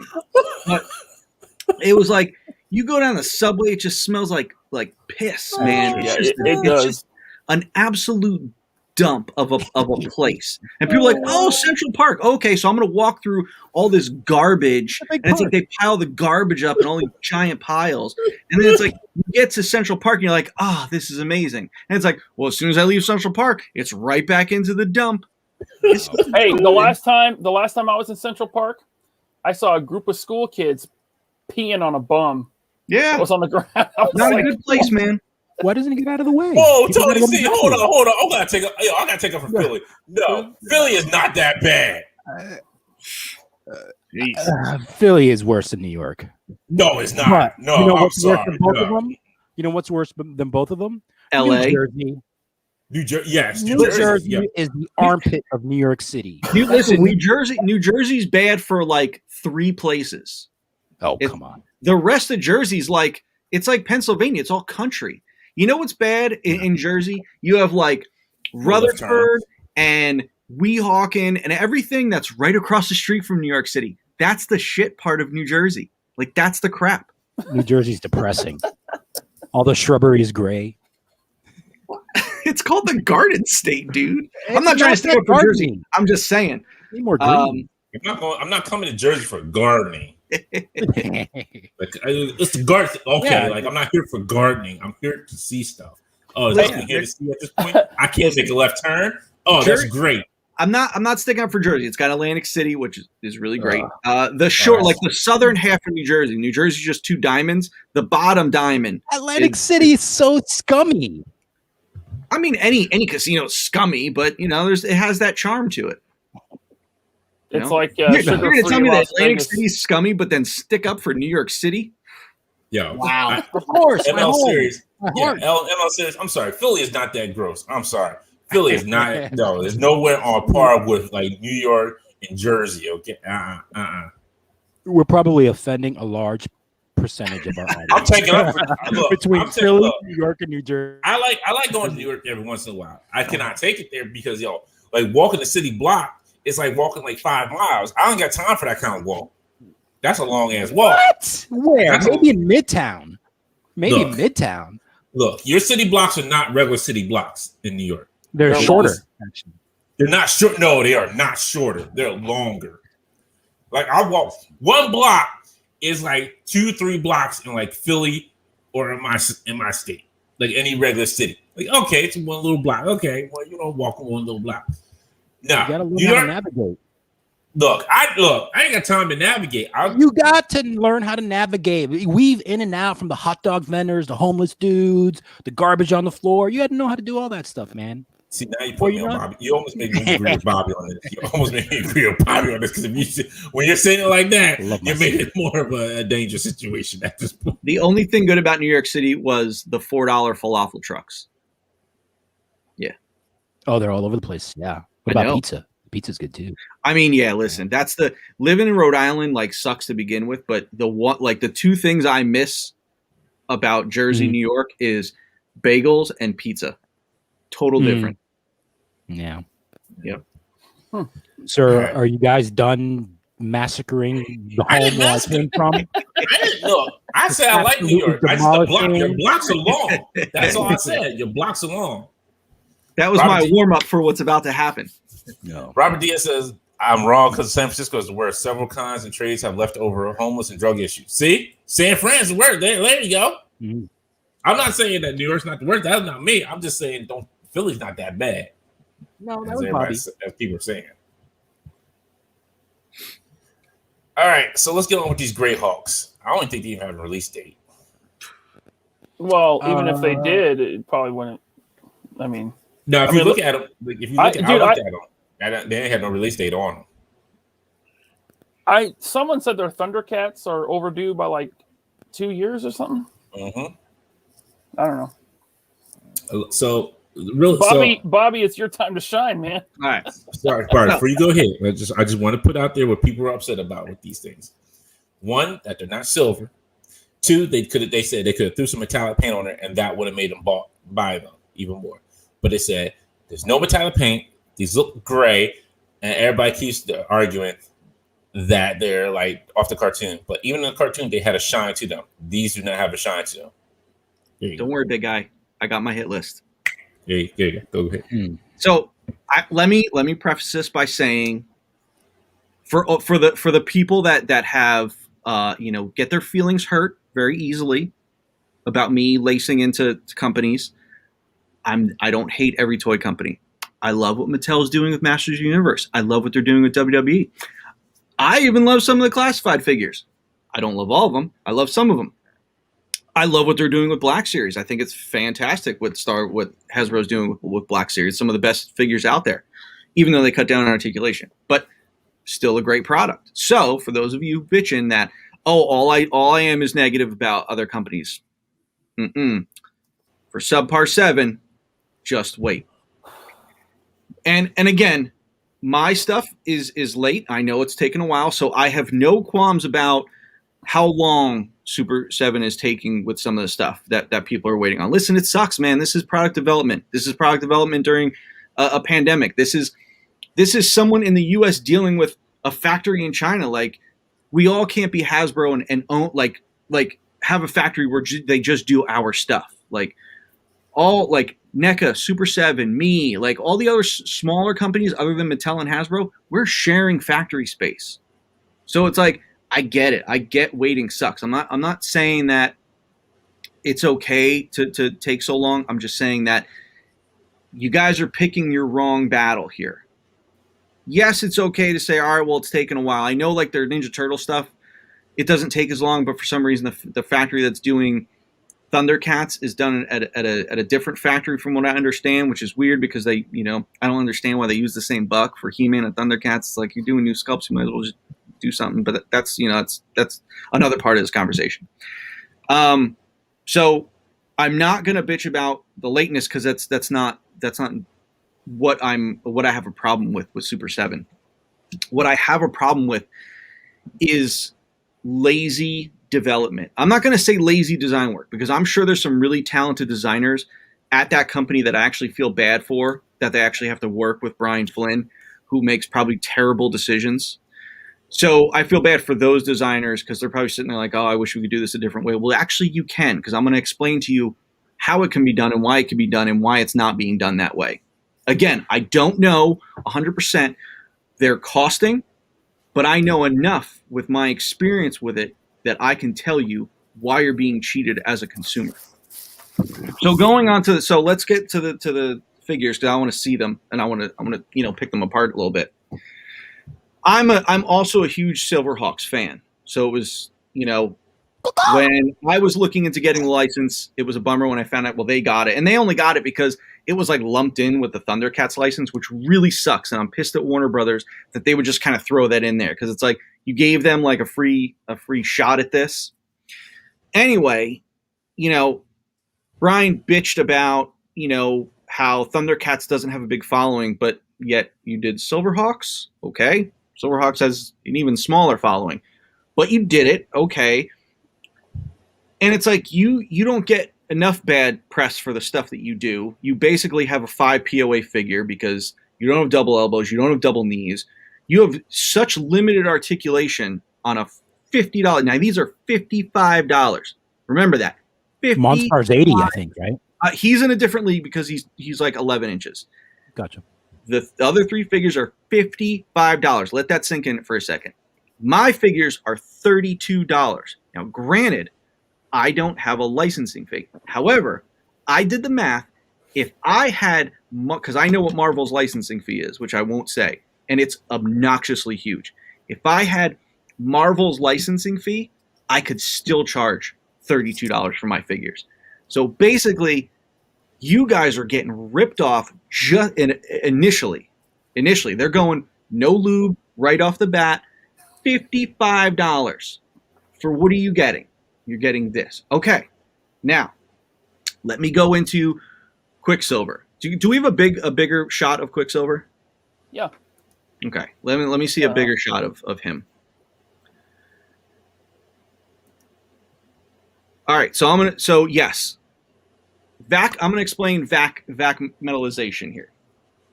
Factories can still do it. They will do it. It's incredibly bad for the environment, the process that it takes to do it. It was explained to me once before, and I don't remember, and I don't want to butcher it, but it's a process that has environmental issues. So factories really don't like to do it, and it's also super expensive. So it's not like back in the 80s and 90s where it wasn't an issue to do it, and you can do it. I remember I pushed to do it a couple times at Hasbro when I was on Hero Mashers. I did a Winter Soldier figure, and I wanted to do a vac metal arm because it's a very kid-focused line. Vac metal is very kid-focused, so I got that done. But it was like, I remember it was an issue to do it. So I knew that they weren't going to be able to do vac metal on these figures. However, $55, ladies and gentlemen, $55. This figure right here, let's go through it. This figure is all mold color. This blue-gray crap shit that they're doing here is all mold color because Super 7 is cheap and they overcharge and give you crap. So the forearm is painted. The hand might be in its own mold. I doubt it, though. It's because you want to lump the hands together, but since they probably did one mold of the flesh hands and one mold of the armored hands. However, if they were cheapening out, one way they could do it is gang mold them and then paint the hands, which they could very well do, but they can go either way. The forearm's definitely painted because all the arms, all the torso, like the torso is are ABS, PVC for the legs and arms. Arms are in a mold, legs are in a mold together. The head is most likely painted flesh because you don't want to mold in flesh and then paint this gray color. Why not just mold it all in the gray color? It's easy. Then it's like, I don't think the wings are a different color from the arms. They may be, so you may get some deco there, but knowing Super 7, they probably, since those are in their own mold, they probably mold them in the wing color and then paint the armor color. But, that's TBD right there. So you're getting such a limited amount of deco on this figure for $55. I don't know what the total number of deco hits there are on my figures, but if you come to Joe Fest, pick one up, look at it. I'll point out every deco hit. And it's absurd, the difference for a $32 figure, for a $55 figure. And Brian also bitched about quantity. Oh, well, when we do a lower quantity, the cost goes up. Yes, it does. Do you think that you're not selling more Silverhawks, an established license, than I am of Action Force, a starting brand, a year one starting brand. But like, this is Silverhawks. This is established. So you're selling definitely more than what my factory minimum is. So I don't want to hear that. Whatever factory you're dealing with is either screwing you the way you're screwing over people, but I think you're screwing over people, not your factory screwing over you. So again, $55, not a lot of deco hits. Yeah, there's some deco hits on Tallyhawk, and okay, scroll down a little bit, you get like, all right, these little blast effects, which have no deco. It's just, translucent mold color. Yeah, see, I think they did the flesh hands in one mold, armor hands on her. But again, you get like such a minimal amount of deco on this figure for $55. Think about a Legends figure, an obscure figure that had the most limited amount of deco ever, black costume Spider-Man. That figure's $20. Again, it's apples and oranges because Legends sells so much, and yes, but Legends also has a high royalty, so it probably evens out. Brian Flynn, stop using your shitty excuses. What you could have done without being lazy. Now, granted, if they painted it silver, I think people still would have complained it's not vac metalized, and I think that's just an uneducated manufacturing knowledge. Like I just explained to you why they don't do it, why it's bad, that sort of thing. What we did on Iron Man a lot, we would do, it was called a candy coat. You would spray it in the red metallic, but then you would do like this kind of candy coat over it, almost like a candy apple, and it would make it shiny. You could have sprayed this figure in 877. 877 is the PMS color for like the silverest of silver, very shiny silver, and then candy coated it. Yes, you would have to spray the whole figure, but at least it would make a good quality looking figure. Now you can say, oh, well, deco is expensive. Yes, deco is expensive. However, NECA, who has some obscure lines, who probably does the same quantities as Super 7 on some of these things, paint every part of their figure. They never show mold color at all. They paint everything. Even if they mold it in flesh, they still paint flesh over top of that because of they want that animated look. So I don't want to hear, well, yeah, deco is expensive. Yes, it is, but someone else is doing it with the same kind of or similar parameters with low quantities, obscure line, that sort of thing. $55, people. $55. Now the unfortunate part of this is, and this is why Super 7 does it, because you guys out there will like. I just finished watching a video that Tony did, and he said, show them with your wallets. Unfortunately, there's a lot of you that aren't strong enough to do that. You see this and you're just like, sign me up, Silverhawks. Yes, no one's doing Silverhawks. I get it. It's nostalgia. You want it. No one else is doing it. But at the same time, at what cost? At what cost do you do it? Because if you do it and you buy it at 55, then you're not setting any example. What you're saying is, yes, we'll pay $55 for a subpar item. It's like, what are you really getting? You're getting a bluish gray molded figure. Now, also, I will say this, this figure is just a render. We haven't seen a painted prototype. We don't know. I could be totally wrong. They could actually paint this whole figure, but they'll paint it this bluish gray, which I think Dante said, even in the animated show, they were still shiny. They were still metallic. They didn't look just a flat color like this. So it's safe to assume that this is all just going to be mold color, because that's just the way Super 7 does things. I've seen their product. I know.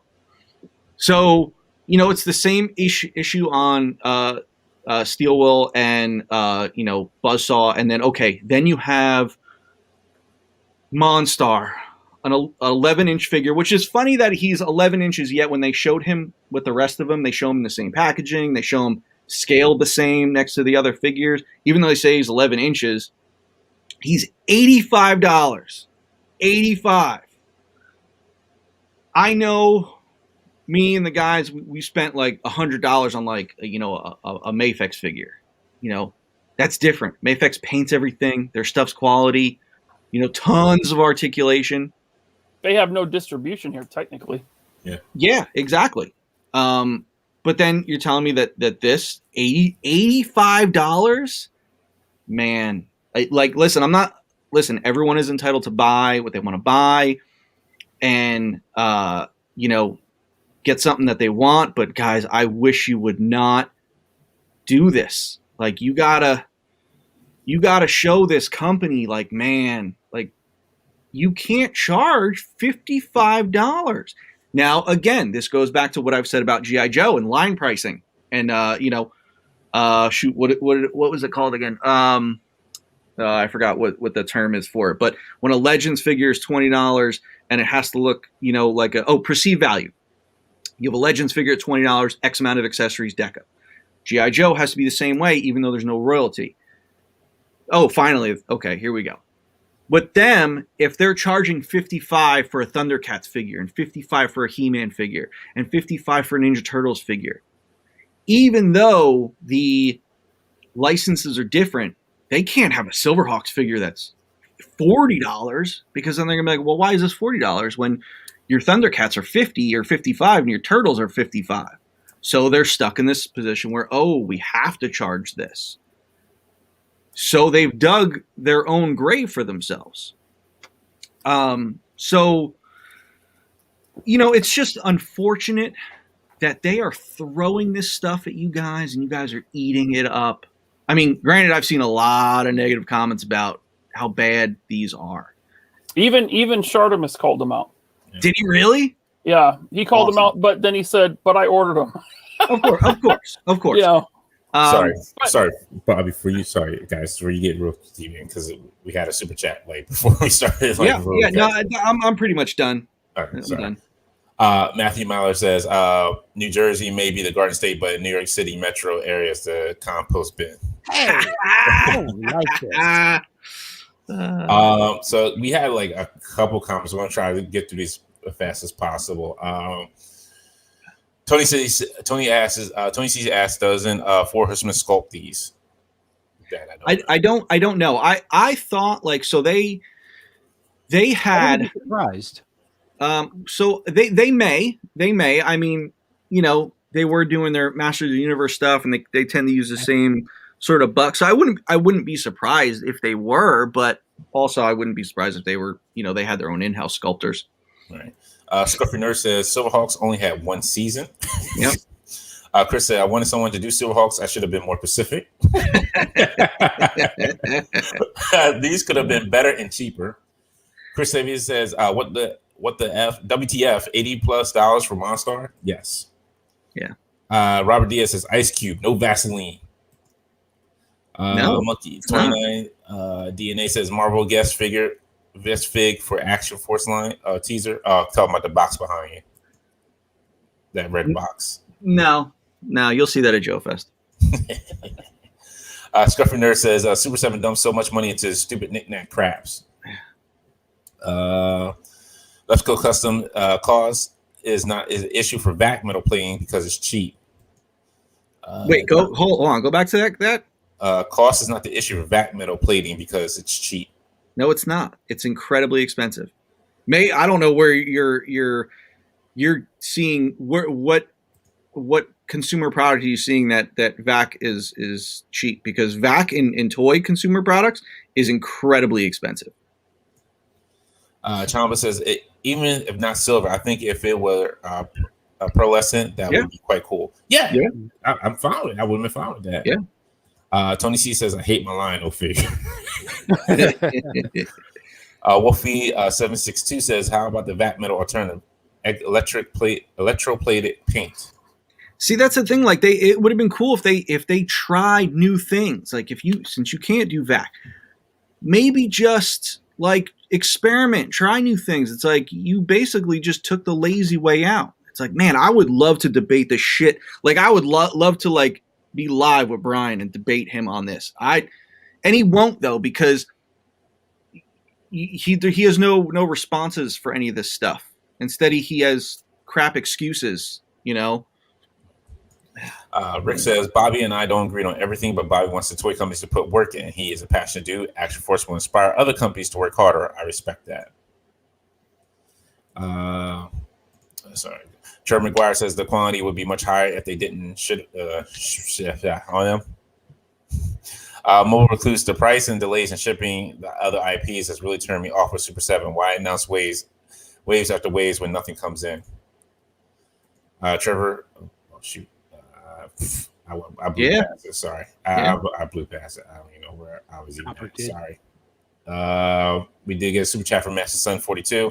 I ordered the figures because I love Silverhawks. You're trying to make me regret it. I will faith and see how this comes out before buying more.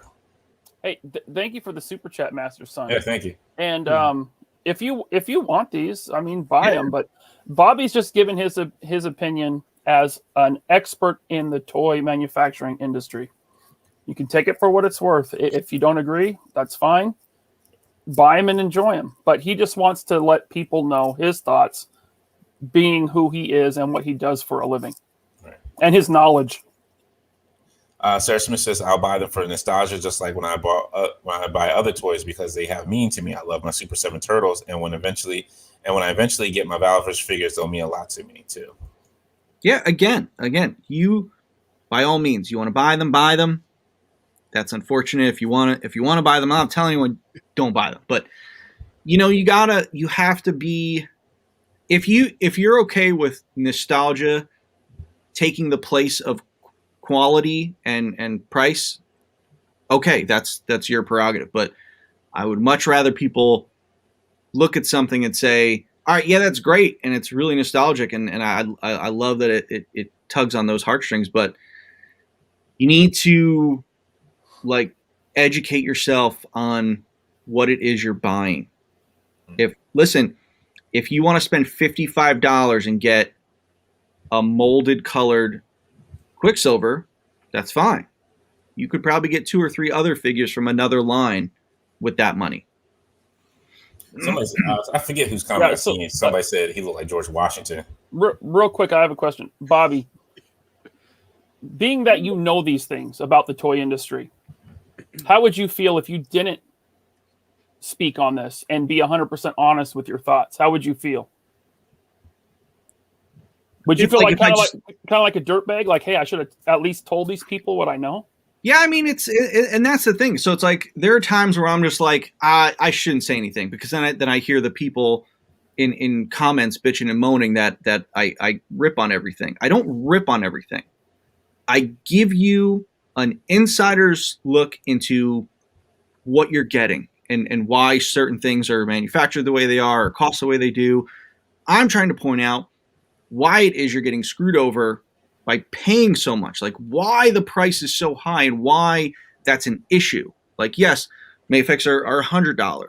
I can't say anything about that because that's an import figure, but also it's like that's worth the price. It's got a ton of articulation, a ton of deco, a ton of accessories. It's really high quality deco and plastic. So it's a big difference. It's like I showed you guys the 2 Super 7 figures I actually own, the movie He-Man and Skeletor, are riddled with flaws and just terrible QC issues and just design work and bad articulation. And it's like there's no reason for it. It's just unfortunate. It really is.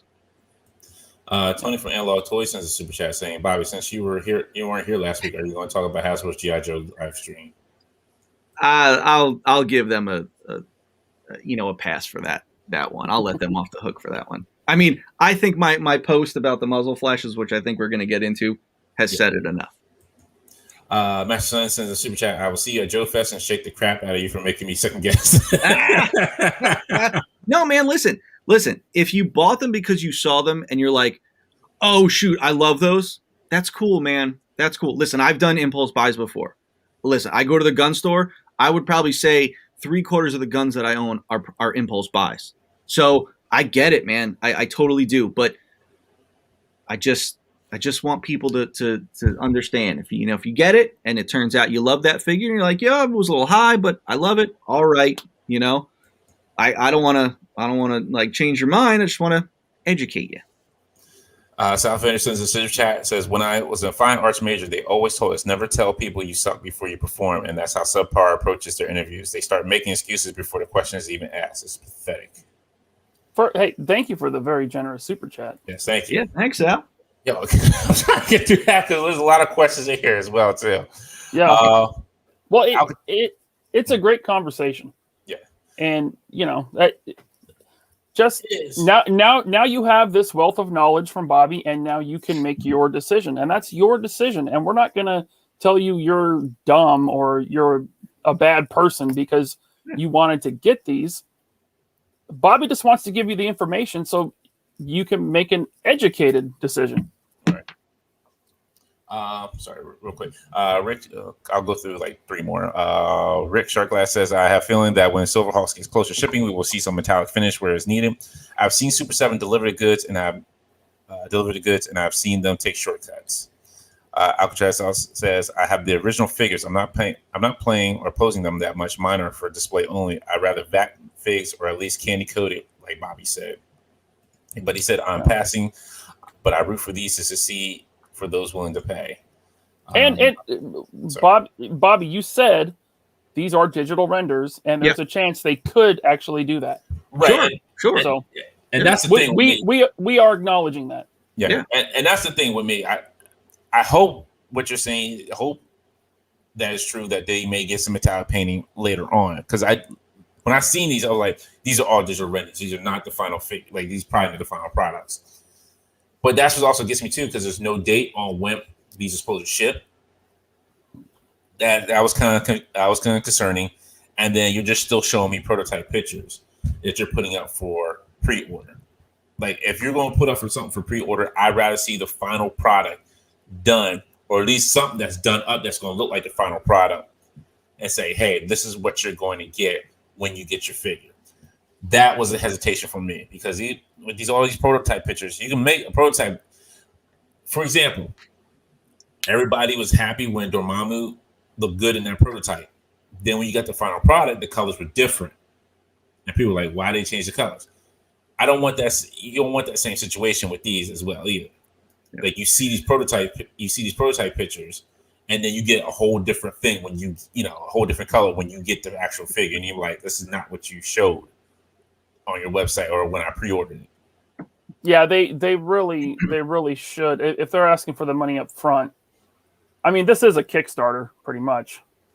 It shouldn't be a Kickstarter at this point. It should not be a Kickstarter at this point. I can't let them slide by with that. I think that's the only way Super 7 does it, right? Like, they put up pre-orders and then they make them, right? Yeah.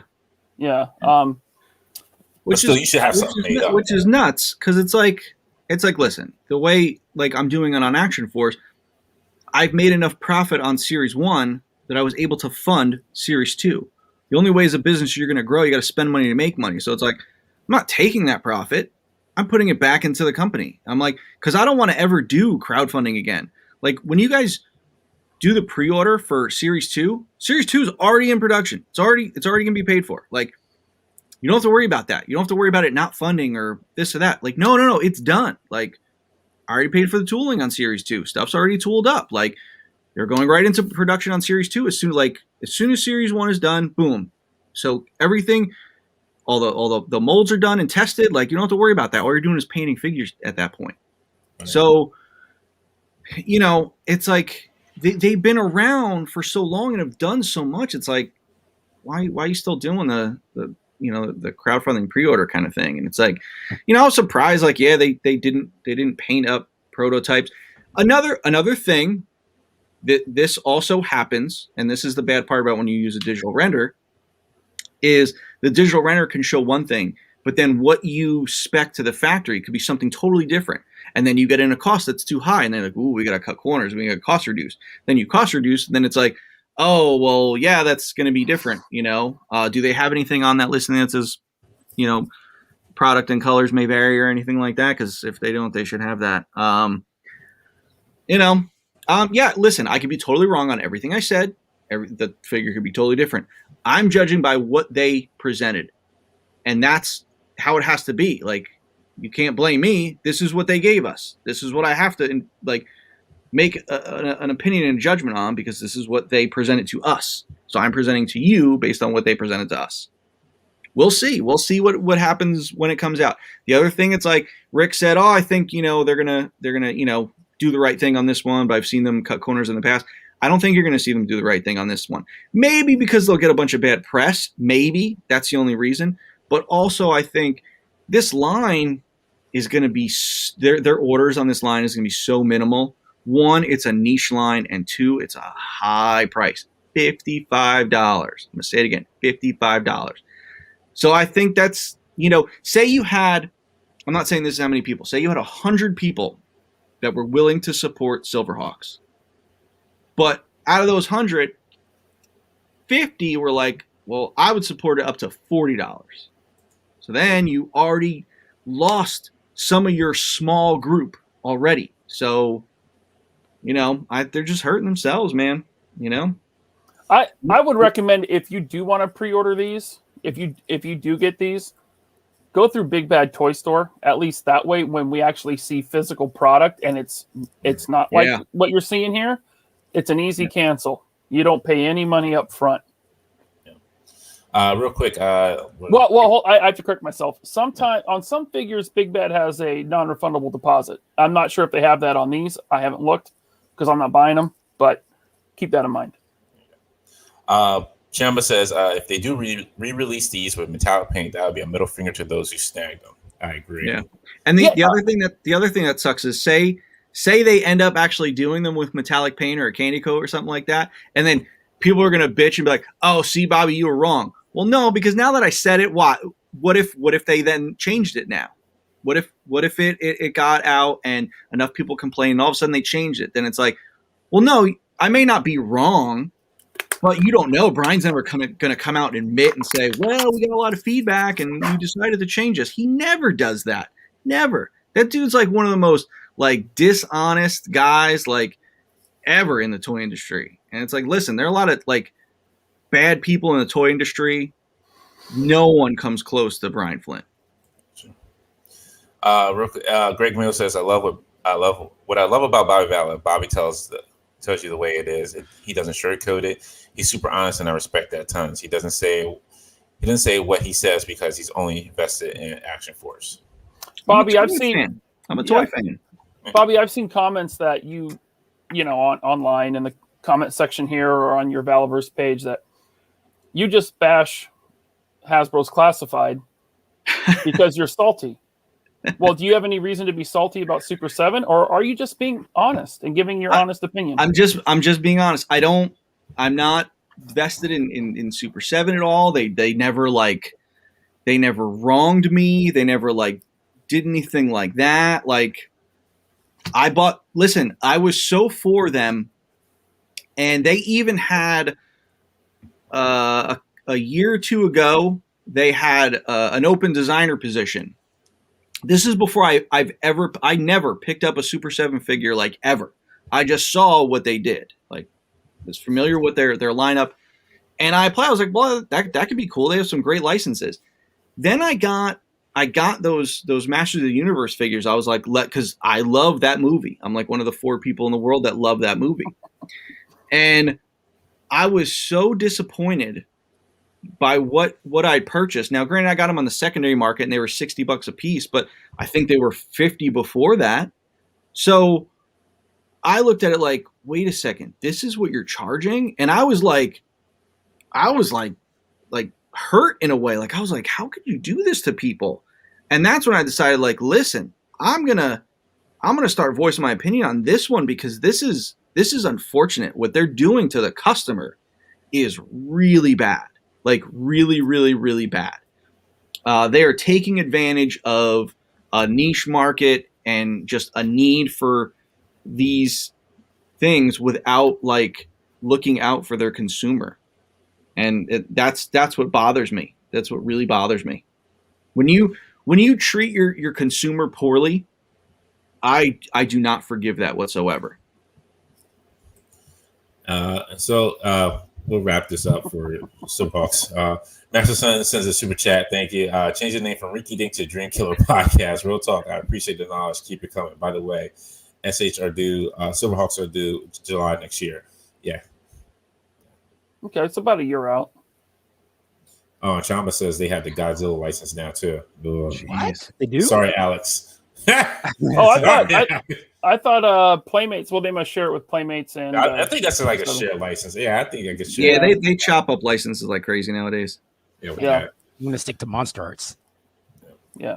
All right. All right. So, Bobby, tell us about the muzzle effects, sir, that you announced on. Oh yeah. Books, So facing the books. I did say when Tony asked me to talk about the classified live stream last week. I didn't watch the live stream. Obviously, I've seen what was shown, but then someone, I believe, when I was talking with Tony, he told me about how they're putting the blast. They call them blast effect holes in Roadblock's guns, but they didn't say that they were offering blast effects. They didn't show any blast effects. And then he told me that they actually said the exact size of the muzzle flash hole. And I was surprised that they said that. Like, why would you need to say that? And then I started thinking, I'm like, I've said that before. And I said, I know what the size is. And I told Tony it's 1.5. And it's, it's 1.48 on my calipers, but it's 1.5. Like, that is so minimal of a difference. But there's like, why else would you do that? Now I started to think, well, Legends has some blast effects, but theirs are, I believe 2.5 or 3 millimeters. They're bigger. They're much bigger. So, Mezco is thinner. Mezco is around 1 millimeter. So I'm not going to say they did this because of it, but if you smell poop, probably poop, right?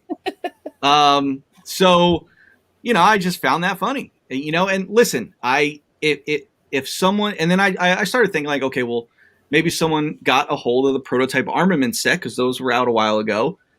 Could easily measure those and get that size. I mean, my stuff works with their stuff. I made the backpack holes the same exact size as the backpack holes on there. My hands fit, like my hands fit on their figures. Like, foot pegs are the same. It's like, there's no reason to not do that. It's like if you were making a building brick, you would copy off Lego because you would want it to work with what everyone else is buying. There's no reason to not do that, which is why it's weird that like some people do smaller and larger action figures when everything should be in scale. But if by some chance they got it and they made the holes this way, that's great, man. I commend them for doing that. We should all be working together. Do I hate them? Yes. Do I not like a lot of the classifieds? Yes. Do I like some of the classified? Yes. There are some great figures in that line. But at the same time, our customer base is very much the same. They show the diagram with the two circles overlapping. It's like our circles are almost like one circle. It's not just half overlapping. We have like the same customers. So it's great. I made a set that fits their gung-ho figure and made it better. If they want to make the holes for the muzzle flashes, that is awesome. And that's great that they did that. Because now you can put the Action Force muzzle flashes because I'm offering them. And also I this post, I announced that it was something I hadn't announced yet. I was saving it for Joe Fest. But I was talking to the factory a couple months ago, and I was like, you know what? I don't think I have enough muzzle flashes in the line. And I said, I think, I have a lot of weapons. You're going to want a lot of muzzle flashes. So I said, let's do sets of there's 3 different muzzle flashes. There's 2 for the rifle. 1 fits over the barrel. 1 fits in the barrel. And then there's 1 for the pistol. Let's do a polybagged set of the 3 muzzle flashes. And I gave them a quantity of what I wanted to do, got a cost, and I said, great. I made thousands of this item. And they're doing a ton of these muzzle flashes. So they're going to go up on the website after all the fulfillment, and I put everything up, all of Series 1 up on the site for people that want to buy more. These muzzle flashes will go up for sale. So hopefully around August-ish. That's when everything will go up. That's when the muzzle flashes will go up. So you can buy a bunch of muzzle flash effects for all your action force rifles and now your classified weapons, which is awesome. So I'm glad that everything now works together. And just real quick, I didn't get to say this earlier. Anybody who wants to talk about us, you're more than welcome to ask us to be on the show. Don't sit there and say anything that you may have heard from somebody or you didn't watch and hear firsthand from the show. If you got questions, feel free to hit me up. Hit any of us up. But don't sit here and say, I heard this and seen the same person do that. No. It's not how we roll. Man up. Come ask me questions. Come ask any of us the questions. You come after one, you come after all of us. That's all I gotta say. I'm done playing. This is not a joke. I'm being dead on serious. There's no reason for anybody to him and haw guess about stuff. I don't guess about anybody else's stuff. I try to make sure information is accurate as best as possible. Just like the rest of us. So if you feel you have a problem with any of us, everybody knows that I've replied to them either on the Infinity Equation, Instagram, my personal Instagram, Messenger. Ryan knows, Bobby knows, Alex knows. I have no problem. If you hit me up, I will talk to you. I'm not going to talk down to you, but don't. You come for the king, you best not miss. Because I'm going to be like Thanos. You should have gone for the head. I'm not playing. I'm dead serious. Like, don't sit there and guess, because I'm not sitting there and guessing about any of your business. Now, back to some fun stuff here. Super chat, you, Bobby. Oh, No yes, problem. thank you. Sorry. Yes, Tony.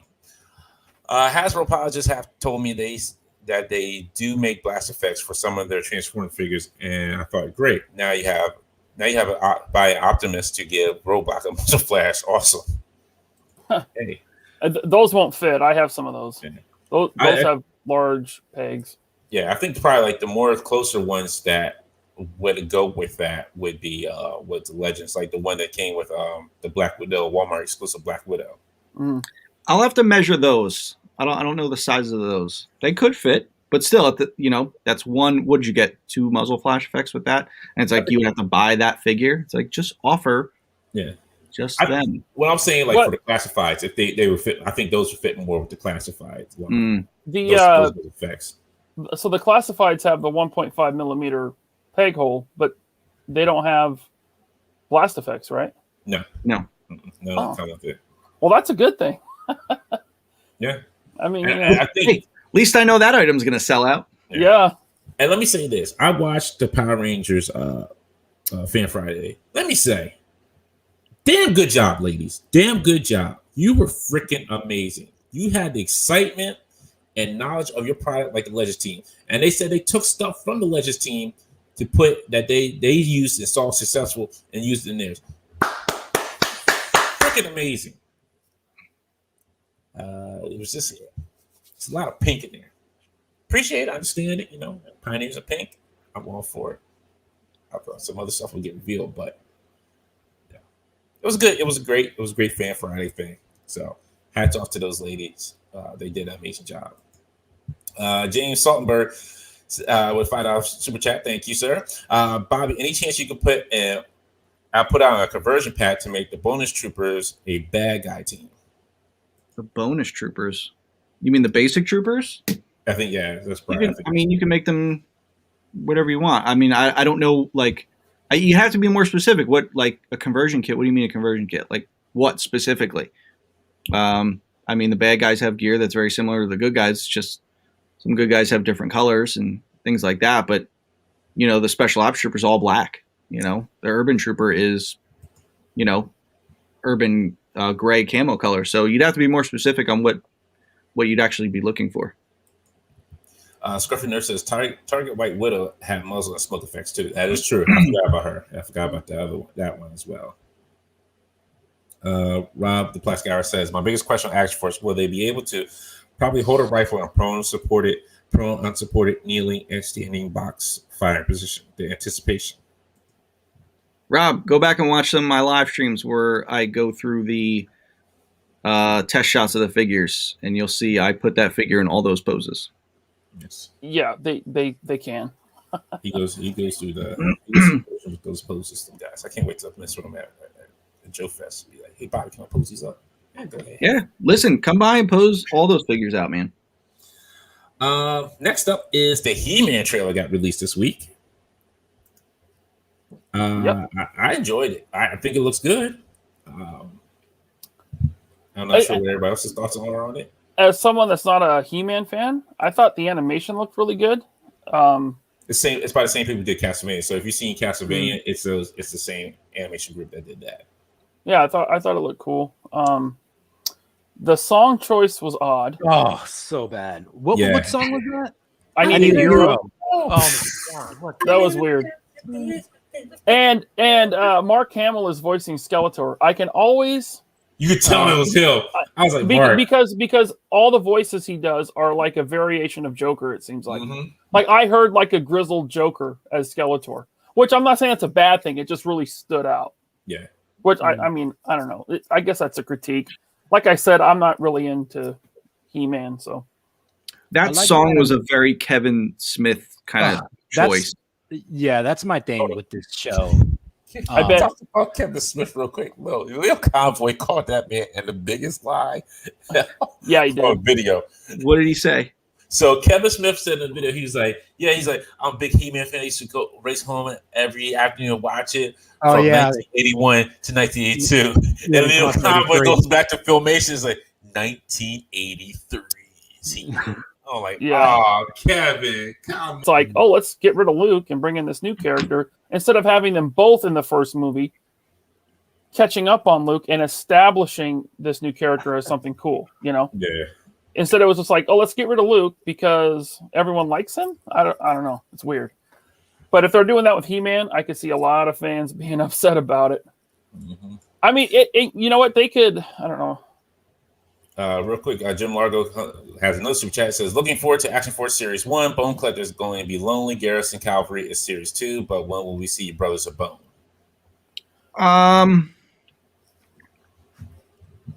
I'm not going to comment on that yet. Happy Accent says, that's the only reason why I have Netflix. But, I mean, if they want to do that story, why wouldn't they just call it Tila and the Masters of the Universe or whatever?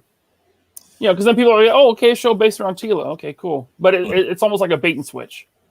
Yeah. You know? That's the first I've heard of that. I didn't hear it. Like, that's the first I've heard of that. I mean, it's rumor. So we're just it is rumor. Yeah, for now. I'm just, you know, that's besides like Cobra Kai. That's I mean, I find it hard to believe that they would bait and switch, you know, within the first few episodes. Well, the plot synopsis came out somewhere, and that's pretty much kind of what it said. Well, I'm gonna watch. I mean, God, I'll give it a try.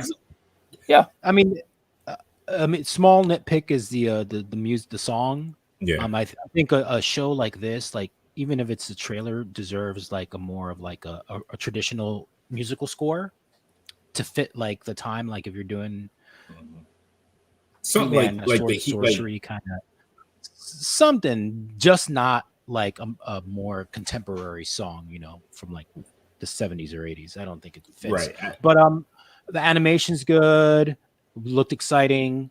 But again, just I hope Kevin Smith does this right. I think in that case where you're talking about, I think if they would have probably like used like something like if they use like the He-Man like music that's actually in the show, something that's more like heroic kind of vibe to it. Yeah, if they put modern pop music, you know, as a soundtrack for this show, that's going to be weird. Hopefully, that's just for the trailer. You know? It probably is. Yeah. That's what they usually do to try to grab you. Yeah, I don't think it'll be for the show. Yeah. Yeah, Trumba said He-Man is a selling point. Yeah. That's why I say bait and switch. You know, I mean, I think if they if that is the way they go and they call the show Tila, it'd be fine because it's Tila, right? I mean, I don't know. Yeah. I'll see how it goes and go from there. Yeah, I mean, you know what? The trailer looked exciting, and I'm probably going to check it out. I'll have to read the cliff notes on the original series story because I was never into it. But that just It's a painful watch. Yeah, I think I tried to watch the first episode with my kid a few years ago. I think it was on Netflix, and neither one of us wanted to keep watching. Before we move on, do you guys know, if any, what kind of creative responsibility Kevin Smith has with the show, with the He-Man show? Like, is he writing the script, just making the stories? I think the script was written by Mark Bernardin, his co-host on the Batman podcast. Oh yeah, and I think he's a pretty good writer. I think he did that Stephen King show. Which one? He was a writer on it was a newer one. Someone help me. I never watched it. I just listen. I used to listen to. No, it was kind of like, it was like a Stephen King like universe type show. Like it took place in his. Someone in the chat, I'm sure will know. Oh, from Hulu. Yeah. Shoot. I forget the name of it. Just the way Mark Bernardin talks about writing and character and story on that podcast, it made me feel like, okay, this guy's a good writer. But I don't know, because I didn't watch that Stephen King show. Gotcha. Master Son has a super chat as well. Wish they would have used a song. You saw He-Man by Ludacris. Mom just go and say like, "Ooh, get out the way." Castle Rock. Yes, that's what it was. Castle Rock. Thank you. Yes, Castle Rock. That's Thank you, Rascal. Tony C with Fraggle Rock. Down in Fraggle Rock. Down in Fraggle Rock. Yo, they would have used that beat like the beginning beat, not the whole thing, but like here comes He-Man. All right. All right, so we got some Rogue One. So this is partially you, Ryan, because you know me, I did not like Rogue One, so I'm not familiar with all these characters. Oh, you didn't like? Oh, that's right, you didn't like Rogue One. Okay, yeah, I told you I fast forward through half of it just to get the Vader scene. That's the best. That's the best part of the movie. That's all I wanted to say. Yeah, Rogue One definitely has its flaws, but I mean, I like the way it tied into A New Hope. But anyway, so they're giving us Blue Leader Antok Merrick. He dies in the movie, but I guess there's some new sculpt. There's some new sculpt, and they reuse some of the Luke Hoth speeder outfit. But it's cool. I mean, it's always cool when they give us a new character. I just wish they would do more aliens. It's always like just a dude, you know? I mean, he was a cool enough character in the movie. And I did pre-order this from Target. This is a Target exclusive. I think it's going to be easy to find. I don't think this is going to be a super popular, because you don't have like more, you know, blue X-Wing fighter pilots to put with him. He's just going to be the lone blue X-Wing pilot on your shelf. Oh, Greg Miller is done. He said everyone in this wave is dead. Yeah. I mean, everyone in Rogue One dies, right? Right. Yeah, basically. Are there any Rogue One aliens you'd want to see? Which, I would take the Bon Calamari from the Rebel, the big Rebel ship that rammed. Yeah. Well, actually, he wasn't in. He wasn't in the Hammerhead Corvette. He was in another ship that called in the Hammerhead. That scene was so awesome, man. It was great. That was great. I would take him. I would take. Well, they put Dr. Evazan and Ponda Baba in it. I would like them for a cantina. And they did some in the 3 3/4 line that were really cool, but they were like cantina aliens. Like you blink and you miss them. Like there was a big like Yeti looking dude, and he had a gigantic blaster, and yeah, I mean Star Wars is filled with aliens. Black Series just doesn't do a lot of them. Yeah. Chris said we still need Cantina aliens. We only have Greedo. A lot also seen one other one. Admiral Radis. Yes, Radis. That's the blue Mon Calamari. Let's see. And Colossal Customs said Morath, a white Wookiee looking fella from Jeddah. Is that the big white Yeti looking guy? Yes, Chris said it. Borg Gullet, Borg Gullet, and Forrest Whitaker 2-pack. I forget his name now. Borg Gullet. Saul Guerrero. Saw Guerrero. There you go. Thanks. Yeah. His band. Yeah. Are you looking at me or are you looking at the camera? Because I can't tell, sir. I can't. Somebody please get Forrest Whitaker to look at me. Yeah. He's messing up my lines. Moroff. There was that monkey dude on the battle on the.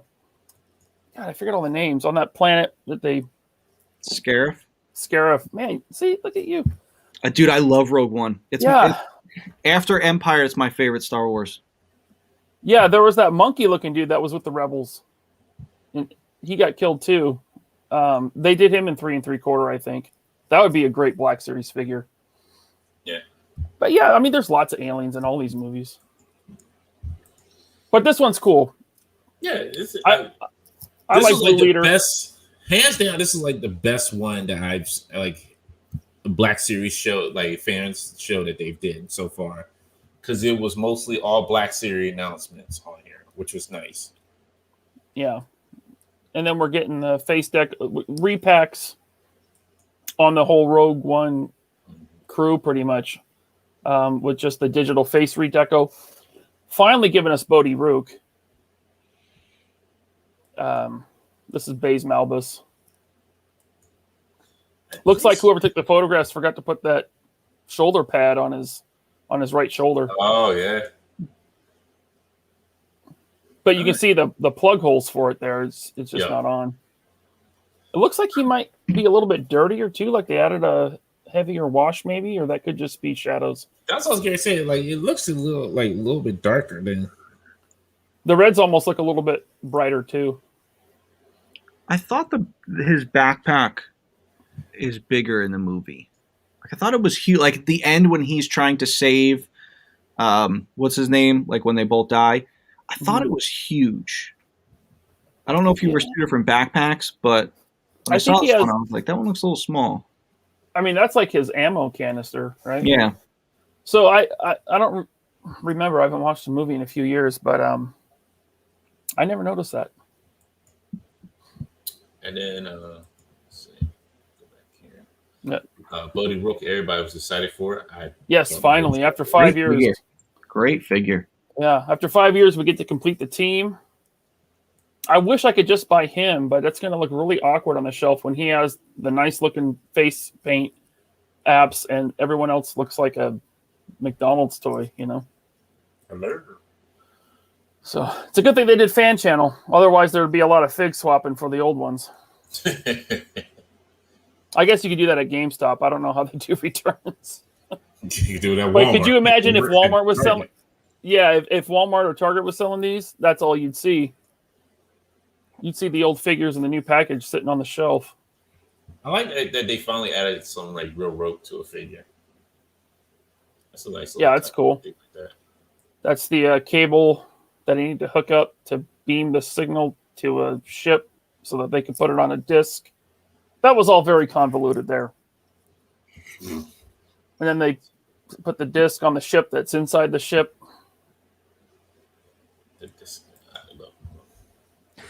A lot of rebels out there. That's cool. Yeah, I like the way Bodhi Rook is looking. Cassian, appropriate. He's gonna get his own show. Don't know why, but hey, he's getting his own show. Oh, we got super chat. You know, the thing I'm looking forward to most about the Cassian Andor show is who else can be in it. Mm-hmm. Like Forrest Whitaker's coming back as Saw. Oh yeah, it's a prime time to throw Vader in there. We could have Vader, right? Yeah, that's a good point. They could. I don't know how the Bad Batch ends, but you could see the Bad Batch possibly. Captain Rex. A lot of cool cameos, or other classic characters can show up in this show. Master with the super chat, thank you for a $10 donation. Appreciate it. Doing Rogue One figures now feels like a money grab. I hate when I buy a figure, then a year later they come out with the same one, only better. I am looking at you, Hasbro, with Snake Shadow and Timber. Snake Eyes. He meant Snake Eyes. Yeah. That's what. Snake Shadow. Snake Shadow. I was like, is this Metal Gear Solid? Shadow Moses. Thank you. Blake with the super chat. Dante, they said they don't fix Robert GameStop, they just shoot it up. So, for those who didn't know, I told a couple of GameStop stories because when I worked at GameStop, there were some close calls I had. I could have almost been shot or ran over. So, I'm not going to go into the story. You said that GameStop was in a pretty rough neighborhood, huh? Yeah, it was in. When you have a GameStop in a Martin Luther King shopping center, you always know it's going to be bad. What did Chris Rock say about? He said, "Run!" Right. Yeah. Everything that, well, basically, I forget who. There's no comedian. I think it was Chris Rock or somebody else. Like everything that happens is like a Martin Luther King Street, Boulevard, shopping center, whatever. There's some crime going down. Right. No, it was not Philly. It was when I lived in St. Louis. It was a St. Louis area. So it was like, stories. Man. Somebody threatened to shoot me at a GameStop over not taking back a game. Funny. This is what I almost got shot over not returning the game. What was the game? Do you remember? It was like some PS2 Sonic game. Sonic. Yeah, it was an old PS2 Sonic game. I don't know. I can't stand you, Seven. He's like, yeah, apparently Dante can jump over a 5-foot counter, no hands. It was one-handed. I didn't say no hands. It was a one-handed jump over the counter. So I'll tell the story real quick. I was working with manager. He was a great guy. He was awesome. I miss him. As a store manager, it was still when PS2s were still big. This is before like all PS3 craze and everything. So he had a PS2 on the counter. He had his hand still on it. He was just like, the guy was like, yeah, I get this game. And he turned his back and he still had his hand on the PS2. The guy said, thanks, and yoinked the PS2. I got caught up in the moment. I one handstand over the counter, chased the guy through the shopping center to his car. And he's in his car. I'm like right there in front of him. And I think he got scared because he was like, I don't want to go to jail. He's like, this is not what I wanted to steal. I did not want to go to jail for killing somebody with my car. And I'm like, I really don't want you to get away. But I was like, you know what? Screw it. It's a PS2, whatever. I walked away from him. The guy drove off. Cop, state trooper comes by later. He looks at the video camera. He's like, you're the guy that chased him? I was like, yeah. He's like, man, you got some leaps on you, son. I was like, yeah. I was like, okay. My manager's still looking at me like, you shouldn't have chased him. You shouldn't have chased him. He's like, you're not supposed to chase him. I was like, I'm sorry. I just got caught up in the moment. I can't help it. We do have a $2 super chat here from Drew. G says, what are your thoughts on the upcoming Cyberfrog figures? I have no comment on those. I'm excited. I'm probably going to get at least Cyberfrog and a couple of Vespas. Lord have mercy. Y'all are going wild now. Just because I told one freaking story. Now you want action figures. I mean, no, there's not going to be no action figure. You got people. Now they want Jeremy. I'm going to make Dante an Action Force figure. He's going to come with a PS2. Look, that's what they're already saying. They're like, we need a Dante Marvel Legend. Josh, you always start trouble. Talking about Bobby, can we get a Dante vaulting the counter Action Force play set? That's funny. Y'all wow. All right, and then they did Jen Urso. Let me go probably between her and Zuvio, the two biggest peg warmers of all time. Yeah, Jen Urso sat on the freaking shelves forever. But not only that, didn't they offer her twice? They offered her Comic-Con as an early bird one, and then they offered her again, and then didn't they offer her again in the deluxe place? She was more deluxe and had a diorama piece to her. So true. Emily, I like that guy. Anyway, so Jen came single packed. Mhm. She came in a 3-pack with Cassian and a Death Trooper, and she came in that con exclusive. Got it. Yeah, so there was 3, and then the 4th one was the Kmart exclusive, which was a different outfit. It was the outfit she was in when she went to rescue her father, Galen. Got it. That churro is really dark.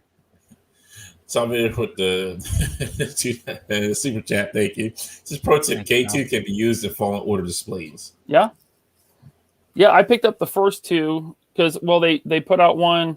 The first one had like red eyes, and the second one was more accurate. And I think I got like 3 of them because those hit clearance too.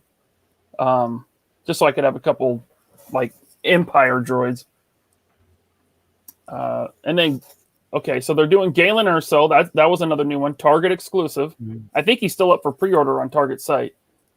So you'll probably have no problem finding this guy on the shelf. Kind of a boring figure. He only comes with the data disc and nothing else. They should have made the dirty version, like when they first go to get him on that planet. In Iceland, Mhm. yeah. Yeah. Yeah, that would have been cool. Not much to say about this. I can't really see his face. I don't know if that looks like Mads Mikkelsen. Mads Mikkelsen. Yeah. It doesn't. Honestly, when I look at the face on this, it does not look like Matt Mikkelsen. It looks like more like Matt Mikkelsen on the box than the figure. What's awesome is that out of all the great movies he's been in, I think this is his first figure ever. Wow. So it's like, dude, he was great in Casino Royale. I want to get this figure just for the head, put on a nice tuxedo body, and get his character from Casino Royale. Why, you have a Casino Royale figure collection going on? No, I'm just a big Bond fan. I mean, I would love it if someone did, Bond figures. Have they? No one's ever made like the Daniel Craig movies? No. Not Daniel Craig. There are other older Bond figures out there. James I don't Bond know Jr. I don't know if it's a No, licensing thing. not James Bond Jr. No, not they're the classic James Bond movie figures. Yeah. Which Bond? What was it, Bobby? Roger Moore? Yeah, I think it was Roger Moore. Are you sure? I don't remember.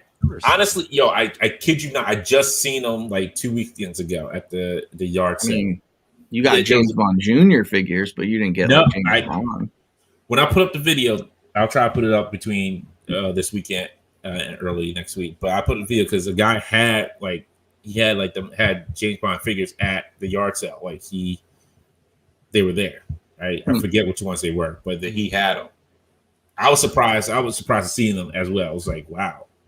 Yeah, so Sal Vader made a good point. They skipped him completely in the MCU. Yeah. He was that villain in Doctor Strange. Yeah. Rob Yeah, that's Diaz, yeah, true. they made a 12-inch James Bond figures, but I meant the 6-inch figures. I don't know if I don't know if they were. They might have been like 5-inch. They might not have been 6. Maybe more like in the 5-inch, 4-inch range. Because they had like cloth gear on. They had cloth clothes on them. I'm sure Migo's done James Yeah, Bond maybe it figures. was like a Migo kind of 8-inch or something like that. No, I kid you not. It was not 8-inch. It was not 8-inch because I was looking at them. They were not 8-inch. They definitely were not 8 inches. So they didn't re-release Krennic? Not in this wave, no. That's all right. I hope they do, because I would like an updated head for that figure. Yeah, they should have done Krennic instead of K2SO. Because K2SO, we don't really need an update on. Is this K2SO or another droid? Are some of these figures looking darker than you? Like the Chirrut, this K2SO, I think they're a bit too dark. Could just be the photography shots. They like to do like this moody black background stuff. Yeah, I think Yeah, but look at K2SO these was. background.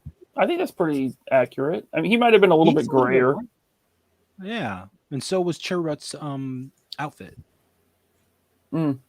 Maybe it's me. I have to go back and watch that movie. It's been a while. Too bad they couldn't give you a half blown away K2. And they can't give you a blaster with him. He doesn't come with this blaster that he used at the end of the movie when he died. Like, they didn't pack him with the blaster the first time either. I don't understand that at all. Yeah, Sean was Cost saying. cutting, baby, cost cutting. Yeah. Someone said this. They said this was a more accurate to the movie. Yeah. They did say that during the stream. Tony with the super chat again. In the 90s, Hasbro made a ton of Action Man, James Bond figures. Thank you, Tony. Yeah, see, I knew there was. They weren't like. But Action Man is 12-inch figures. But I'm telling you, like these weren't 12 inches. These were not 12 inches. Yeah, you're right, Dante. Alcatraz just sent a message about them. Yeah, see, I'm looking at the picture on my phone right now. Yep, they exist. Really? Yep, they're on eBay. James Bond Odd Job Goldfinger exclusive. Okay. Made by, let's see if it says, 1965. 65. Yeah, it says they're 8-inch. Oh, were they? Okay, see, they didn't look 8 inches in the packaging. They looked a little bit smaller. 1965 from the company Gilbert. That's shocking. Yeah. Oh wow, Gilbert. Wow. So I'm saying they were 12-inch figures.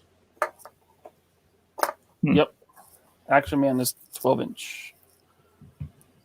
have, This like, one was little, hot. This is sorry. No, I'm sorry. I was just gonna see. Never mind. It's fine. No, I don't want to cut you off. Go ahead, man. No, it's just more of James Bond stuff. I found some figures that were more like little army men, kind of little pieces of plastic figures. Anyways, Figurines. Yeah. Okay. yeah. So this one was hot. Whenever they bring back a out of production trooper, this is I think the only one that sold out of all those. Yeah, at least on Pulse. They might be sold out now, but the first day, this was the only one I think sold out. The 501st Clone Trooper here, it was only available in a 4-pack, an Entertainment Earth exclusive 4-pack, which I was able to get 3 of them on Entertainment Earth, I think Black Friday, and they were like $25 for the 4-pack. So I picked up 3 of them. But yeah, it's a good figure. I actually picked up 2 more because you gotta have that 501st behind Anakin or Vader. Is this still the newer mold or the older Stormtrooper? This is the old. So this is Archive Wave. So it's a re-release of the original. So this is the old mold.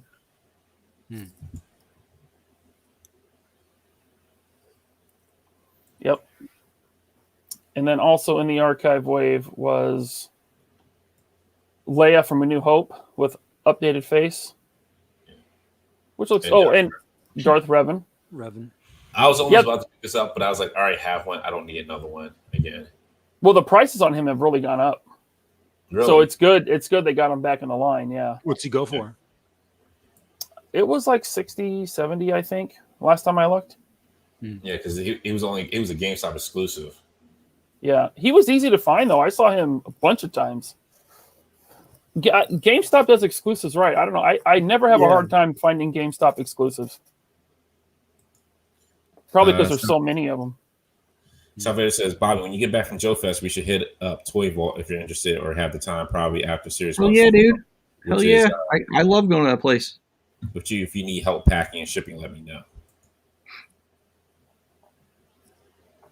Throw a couple extra in my box, Al.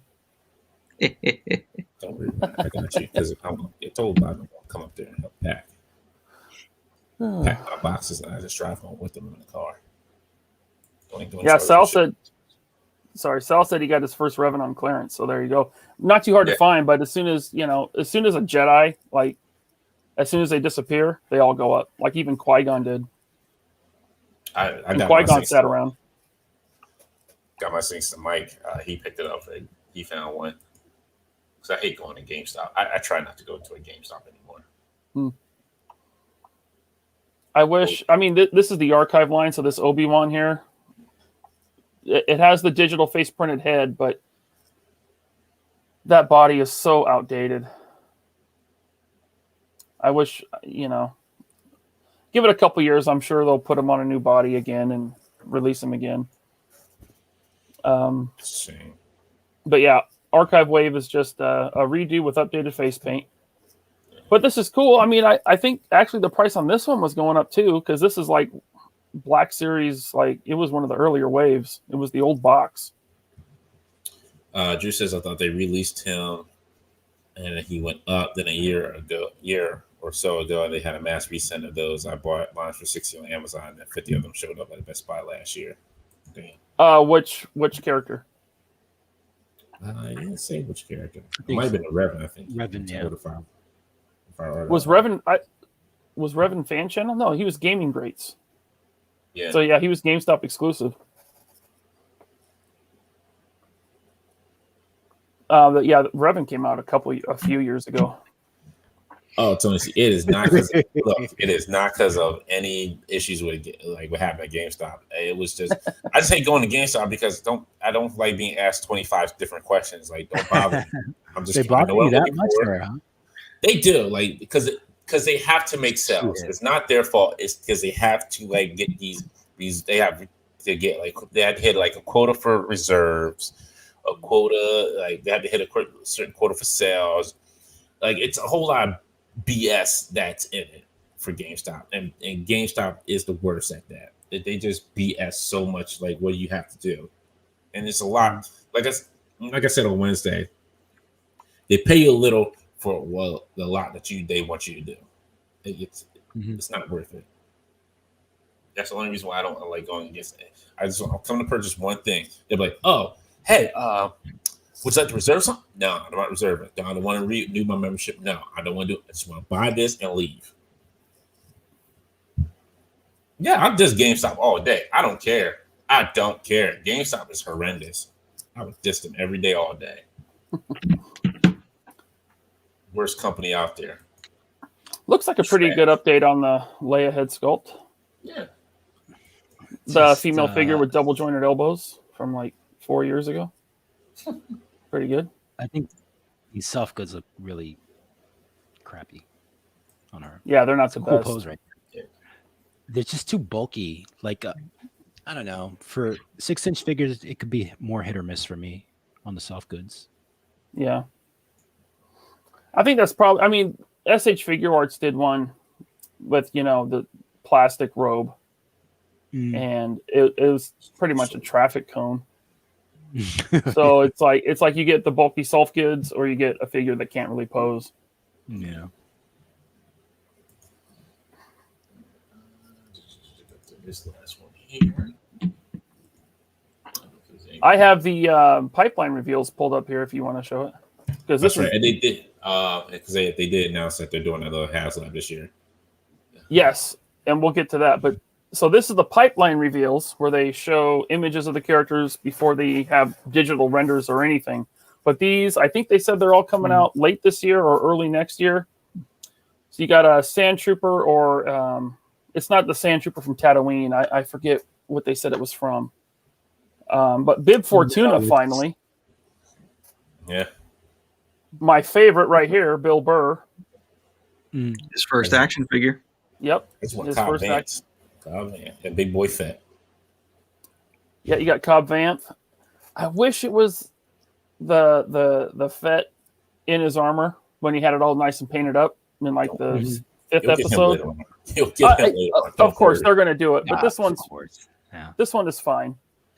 I bet they'll just use the like Tusken Raider body with different feet, different colored plastic, because he pretty much looks like a Tusken Raider from the neck down.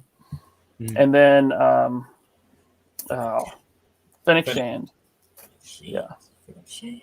And hopefully she comes with a helmeted and unhelmeted option. That'd be cool. Yeah. It'd be cool if they gave her a little port and showing her Cybertronic guts that she had. That'd be pretty sweet. This was a nice little lineup. I like this. This is a nice little lineup right here. This is a good choice. If they made this a wave, this is really good choices to put into it. I would have liked a little.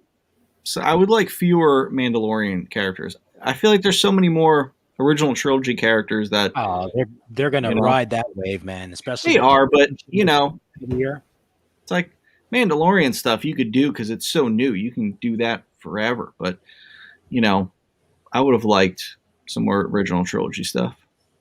Tony with the super chat says Fett and armor will be a deluxe exclusive. You damn right about that. probably. Oh yeah. I'm telling you, he'll be out. He will be out. But is he like Tony says, like a deluxe exclusive or just like a regular figure? Since he's fat, will he be in a deluxe figure box?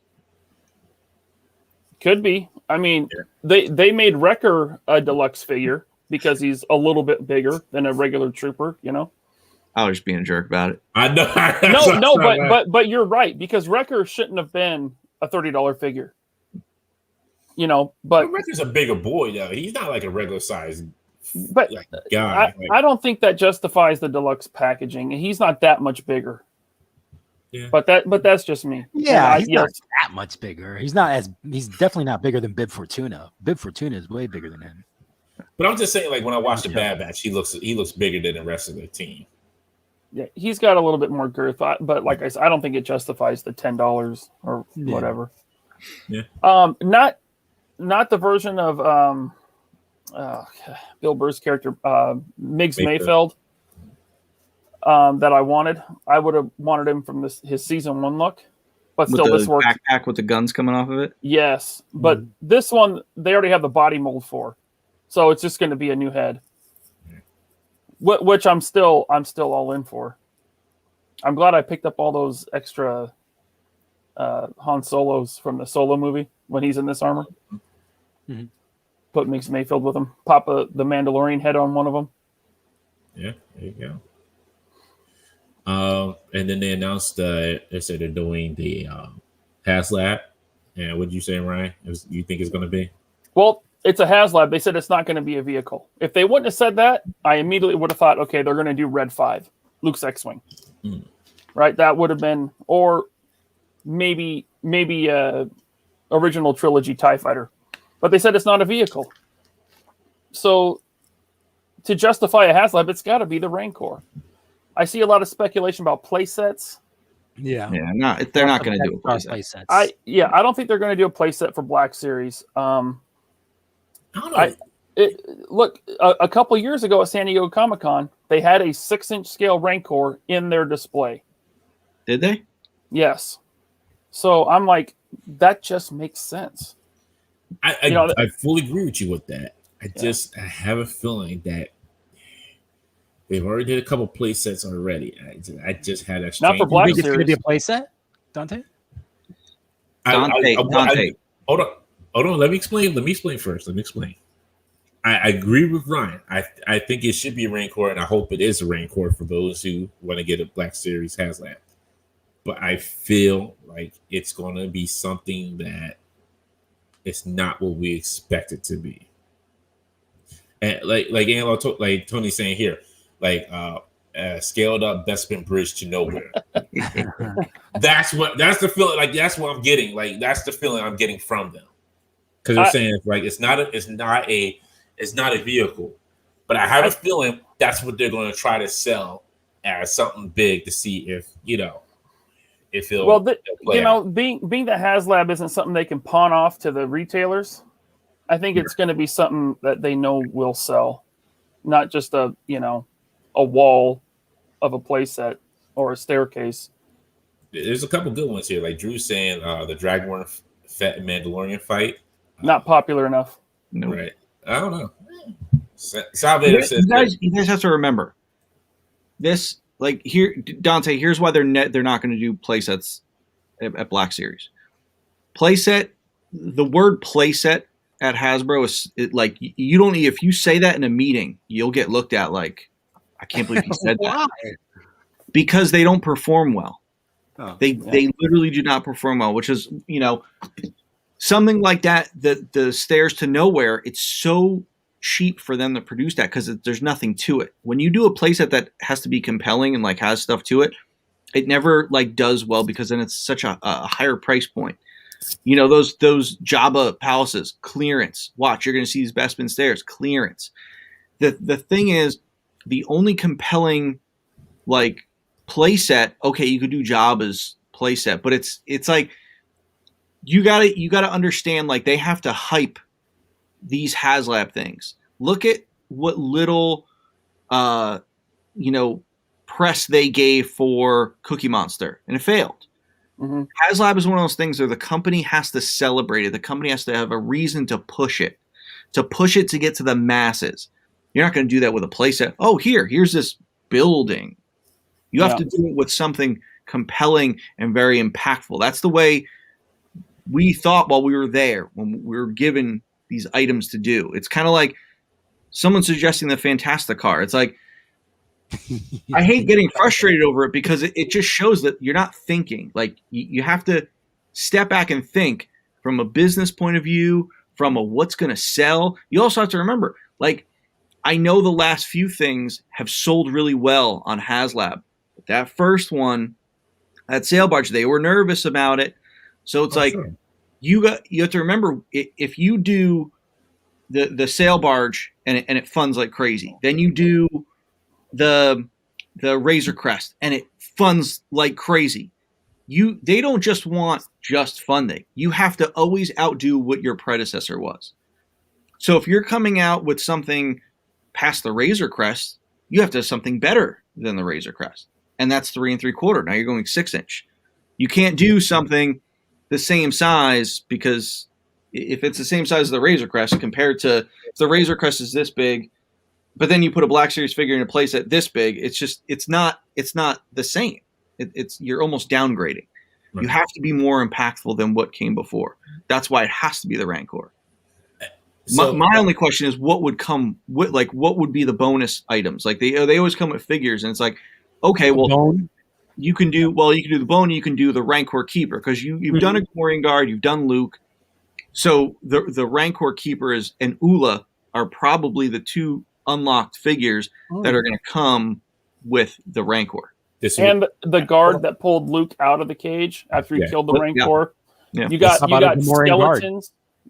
Well, they have Gamorrean guards out there. I know. But what if, like, a battle damage one that he, like, swallows or something like that? Like bitten. I was thinking the same thing. But this is the other thing I think they would do. And I don't know. This is just a wild guess. I'm just throwing this out there. What if, like, the box he comes in is like the backdrop of the Rancor pit? Sure, that'd be cool. They'll do the Rancor pit with packaging. They won't do it. That's what I'm saying. Like, it's the backdrop. Like, it comes with it. Like, in the front. It's going to be like a window box, and it's going to be the gate opening up, and you're going to see the Rancor inside. Yeah, that's what they did with the 3 3/4 Black Series Rancor set. So the funny thing is that was my item. Oh, so that they wanted to remember when they did the Death Star Trench exclusive, where it was the X-Wing or the X-Wing Red 5 and Vader's TIE Fighter, and they made the box look like the trench. Mm-hmm. My boss was like, "What's the next one?" And I was like, "Dude, you got to do the Rancor pit." And you do the Rancor, because at the time that Rancor was really hard to get, and it was like the Rancor they redid and gave him like he has like fingers and longer arms. Accurate. It was based on the video game, right? On Force Unleashed or something like that? No, they did that one, but that's a different one. Yeah. Okay. And I said, you got to do it 2-tiered. You got to have Jabba on top. You got to have Luke in the bottom with the Gamorrean Guard, and put Slave Leia in there. And he loved it. And he pitched it. And at the time, TRU was like, yeah. But then, like, they dismantled the exclusives group. I went over to Marvel, the team that took over Star Wars. My friend Bill, he ended up working on the item that like I pitched that item. So it was cool because he gave me one. So like I have it because it was like, that was like, you know, my concept, but then they did it just as I'd planned it, which was awesome. Yeah, I sold off almost all my 3 3/4 Star Wars, but that Rancor I cannot sell. It's too good. South Air says there was room for a big of a play set last year, right before they did the Razor Crest, but why would you pay $350+ when you could just play in the mud instead? I think for their first Black Series HasLab, they got to go original trilogy, because that's what sells the best. Yeah, that has the most fans. They're older. They have a lot of money, right? Yep. So, sorry, go ahead. And the only thing I can think of that's not a vehicle of size for a HasLab is the Rancor. Klaus says Rancor repainted in the Force Unleashed. Yes, please. Raw Talk Real Deal says I'm all in for Salacious. Yo, if it's a Salacious Chrome puppet, you want to rile up the Star Wars folks? Yo, They have those at Disneyland. I would get that. I would totally. But get you, that. as a HasLab, come on now. Yeah. You know you be like, nah. Dom is saying HasLab Ewok Village. Chris saying Rancor with Jabba in his throne. That's a lot. That would be kind of messed up because you already sold. You already gave us that. Yeah, and that would be kind of like we got you. We're gonna get you in for another one. Yeah, they'll do the Rancor. The first unlock will be Malakili, the Rancor Keeper. Yeah. Second unlock might be like all the skeletons in the cage or something. Yeah. You know, Hank. Unfortunately, it's not going to be an ATST because they said no vehicles. Yeah. ATST would be cool for their next one though. I would pick that up. To me, that would make more sense because then you put the figures in there like you did with the 3 3/4 inch ones. Like that to me would make more sense of like as a HasLab because it's bigger. Or the at like if you did that. Ewok Village, yes, that would be cool. But again, it's a playset, and they put out 2 Ewoks so far. You need a lot more Ewoks before they do a village. Look. See, Josh is raw. Anakin out the volcano. Well, you know what? That Jabba with his throne, like Chris said, we have Jabba but no throne. If they do this Rancor as the HasLab, I bet we see Jabba and his throne re-released to retail. Because they have not done the throne before. In fact, I have a Jabba throne, but it's pink foam core. It's handmade. So that's definitely something they could double dip on and re-release Jabba with his throne. Right. All right, so let's blast through these last couples real quick. We got Marvel's Mobius. It was a Target exclusive, right? Yes, that is a Target exclusive. With his time stick and I don't know what the other thing is. See, this is a perfect Target exclusive. It's an old dude in a suit. It's Owen Wilson, right? It's not. I don't think he's that old, is he? Like, I mean, he's got gray hair now. I don't know. They may just put that on him, like for the show, but dang, Look, like, it's an old dude in a suit. If you're in your 20s, a dude in his 50s is an old dude. Wow, that's just the way it is. This like, is true. Thanks. Thanks. You're not in your 50s. But I'm gonna think that now when I get into my 50s, like, yo, this young girl don't think I know, this 20-year-old don't think I want to know what I'm talking about, so I want to punch him in the nose. Dude, I was 30 and I had a high school kid tell me I was old. This is 9 years ago. Should have punched him in the nose. Should have punched him in the nose. That's all it's to it. Yeah, I'm not going to assault a minor. A little child? What is wrong with that? He's in high school. He's not little anymore. Still a minor. Yeah, it's time to learn some real world etiquette. Dante over there at GameStop beating up kids. I ain't beat up no kids. I never beat up a child in my life. Okay. My buddy he had to get in the face of a kid because he was a manager on duty. He told the kid stop pulling on the damn controller, and the kid didn't listen. It's not my fault. That kid made his life choice. He had to stand with the consequences of it. Okay, RG said we're getting close to 50, Ryan. I know.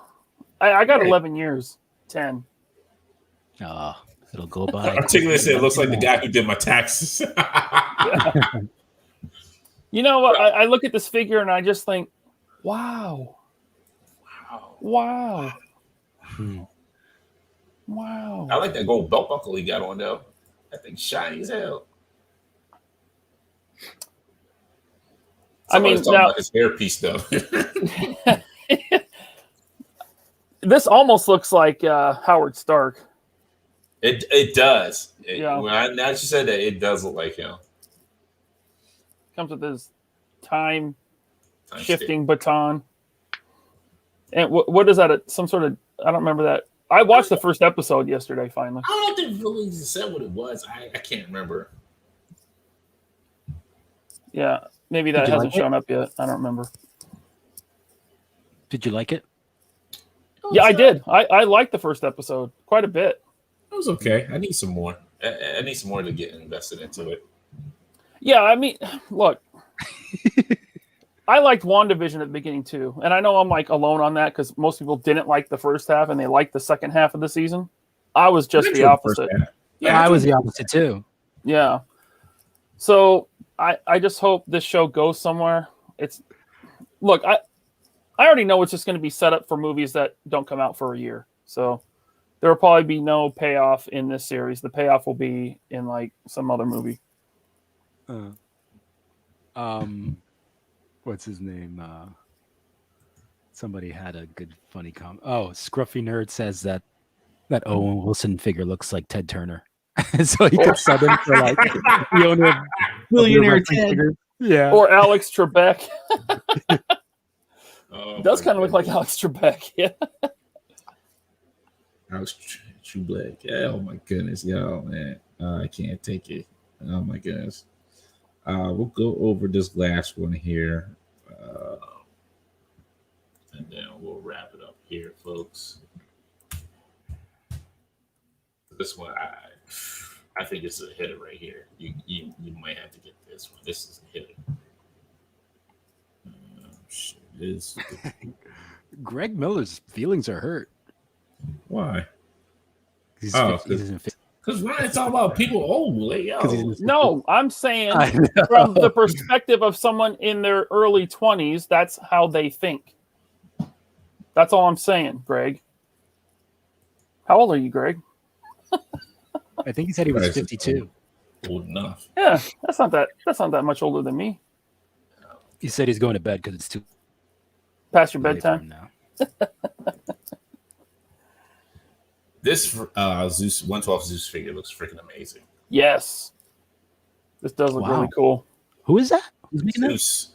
Is this sold on? No. Who's Oh, Berserker Studios makes it, but it's Zeus. gotcha? Berserker is the one that did doing the Gladiator figures, right? Isn't that Berserker? No, that's somebody else. I can't Okay. Yes, that's somebody else. Yeah, this thing looks awesome, man. And I heard Zeus is going to show up in Thor 4? Thor, what's it called? Love and Thunder. Yeah. They should have called it Thor 4. Yeah. You know, the easiest thing that they could do, they're like, nah, we're not going to do that. Thor 4. That rolls off the tongue. Yeah. Good job, Ryan. Mm-hmm. But yeah, this looks freaking amazing. Yeah. Because the shield, staff, the sword, lightning bolt. I wish there was more lightning. Yeah. You know, maybe like lightning that he could call down or something instead of just like the one that he shoots out of his hand. Right. But everything looks great. I pre-ordered this. Yeah, I think I did pre-order this. The sword kind of reminds me of if you ever played God of War with Zeus, when Kratos has a sword that Zeus uses to pin him, stab him through. It almost looks like that sword as well, too. You know what? Depending on the size, this could go with your Kratos NECA figure if you have it. Didn't he fight Zeus in that game? He did. Yeah. Yeah, that's what I'm talking about. Yeah, that's what I was, yeah. But it's up for pre-order on 5ktoys.com. Some other cool stuff here. This is where you ordered that giant Venom from, right? Yes. Mhm. I see this. It's Arthur Fleck one. It's Arthur Fleck Joker. Mm. Oh, that's cool. That's really cool. $15 Oh, down payment. Yeah. Oh, look at that. The sinks are wow. Cool. Patriot. That's the those kind of knockoff Jokers. One of the ones that I have is from this company. Yeah. Yeah. Any good? Is it any good? Yeah, they're good. Hmm? Yeah, they're good. Let's see. I had not seen that Joker before. Yeah, there's the one that I have. What's that? That Joker, this one? one on the right. Yeah. I got that one. I didn't get the deluxe one with the chair.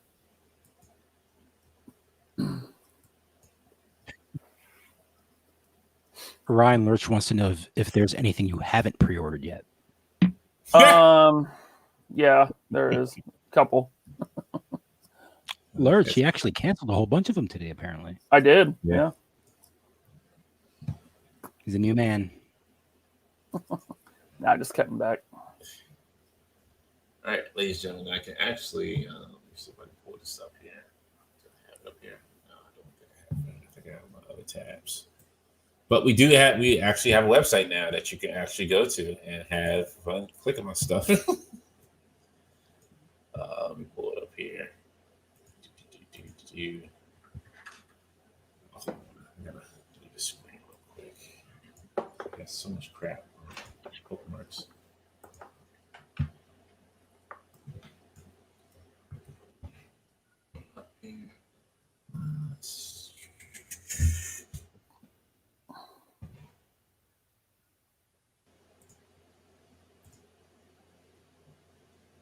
This is good pod.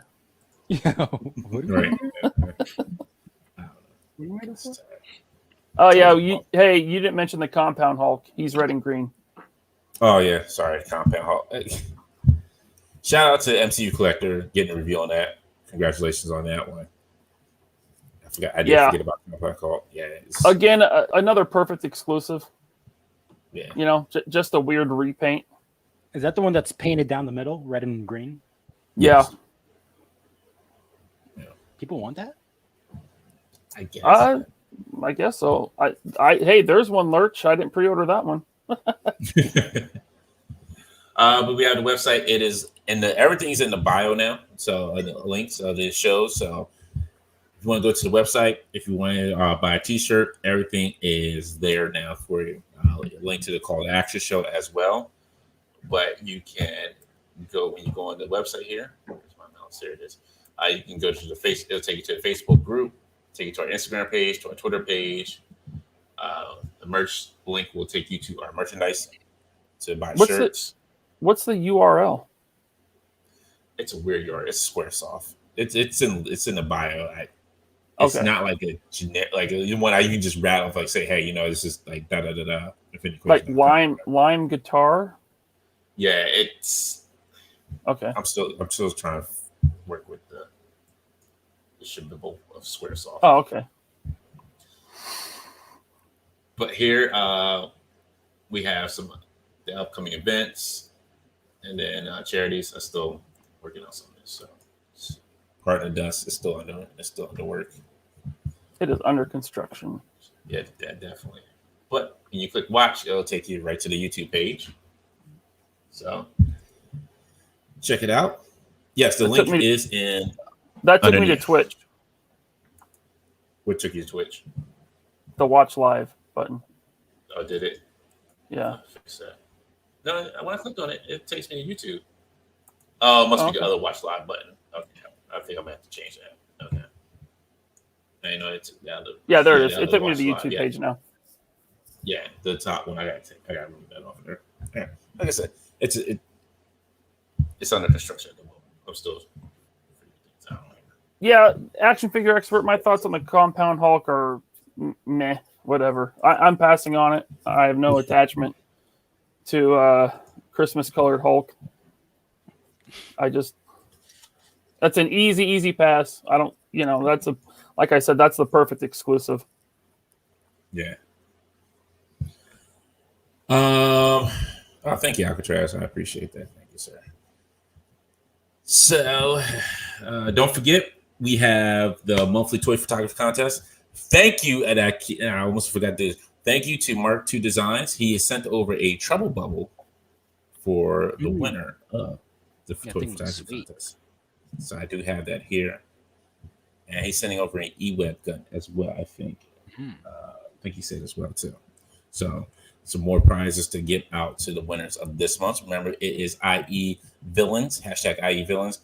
I know I was told it brought some hairy dudes. I don't know. I haven't looked at it yet. I didn't know the hashtag was going to do that. So for next month, I'll have to check out to see. Hopefully, the hashtag's not being used there. But just click on most recent, and all our pictures will come up because under #IE Villains, someone else is using that for something else, but they haven't posted it in a long time. So just click on recent, underneath the hashtag, and you will see the action figure photography there.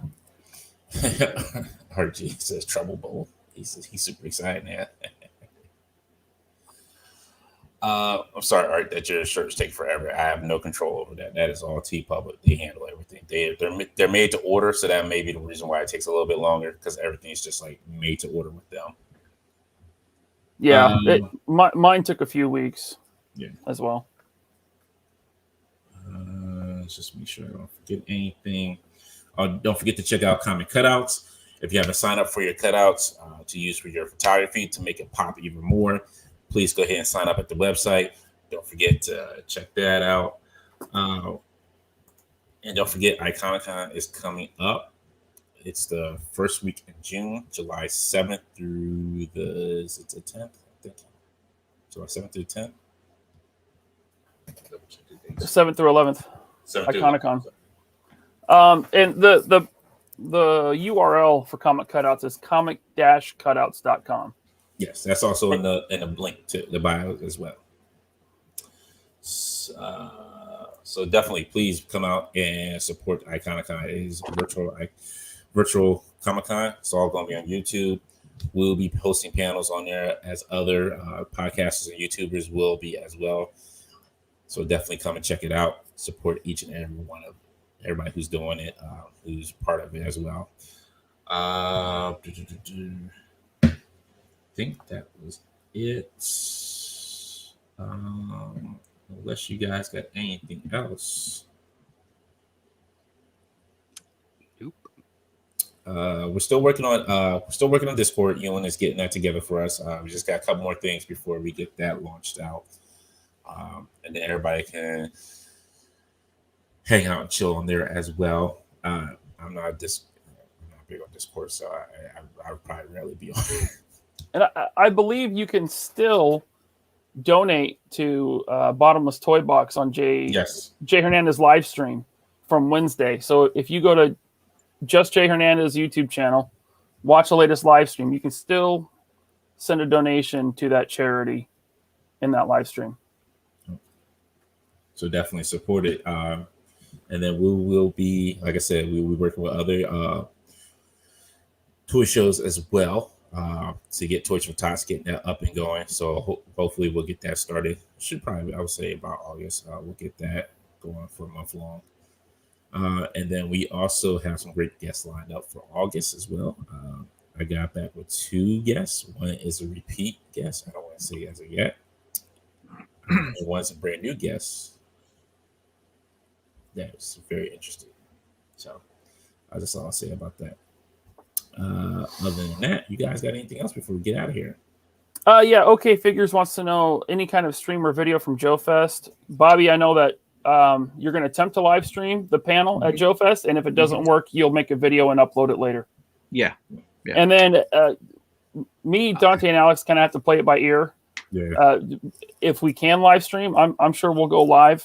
You know, I will try to go live from the show floor for sure if I can. It all depends on cell signal, Wi-Fi, and if not, I think we're all going to get a lot of footage and make some videos. Oh, yeah, definitely. That's what I said. Yeah, I don't know. It was a hard call on it because this is the first time that I'm going, so I don't know what everything's like. And I kind of like when you first time you go, you want to kind of like soak it in, like kind of like just enjoy the show a little bit, take some footage. So if this, so maybe next year, if we go next year, definitely maybe try to set up something.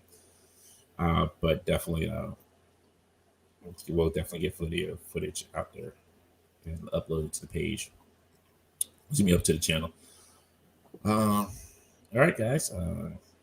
For Ryan, Alex, Bobby, me, we will see you all next week. And then what's that? One more week till Joe Fest after that? That's 2 weeks. 2 weeks from today. Yeah. For those who go in Joe Fest, we would definitely see you there. I'm not on the panel. Bobby's not letting me on the stage, so sorry, Bobby, roast me at the panel, please. Recording in 4K. I'm going to record Dante being escorted out of the building in 4K. For what? What would I be escorted out for? You're jumping up on stage with Bobby, trying to. I'm not. I said I'm not. I'm not. I mean, it's a hotel like meeting room. There's no stage, right? So yeah, I'm not like. I'm not going to. It's just a broom. We're all in a broom closet. Right. Yeah. Yeah. All right, ladies and gentlemen, we will see you on next Friday. Y'all stay safe. Have a good weekend. And don't let these people get to you. Later. Later. Bye.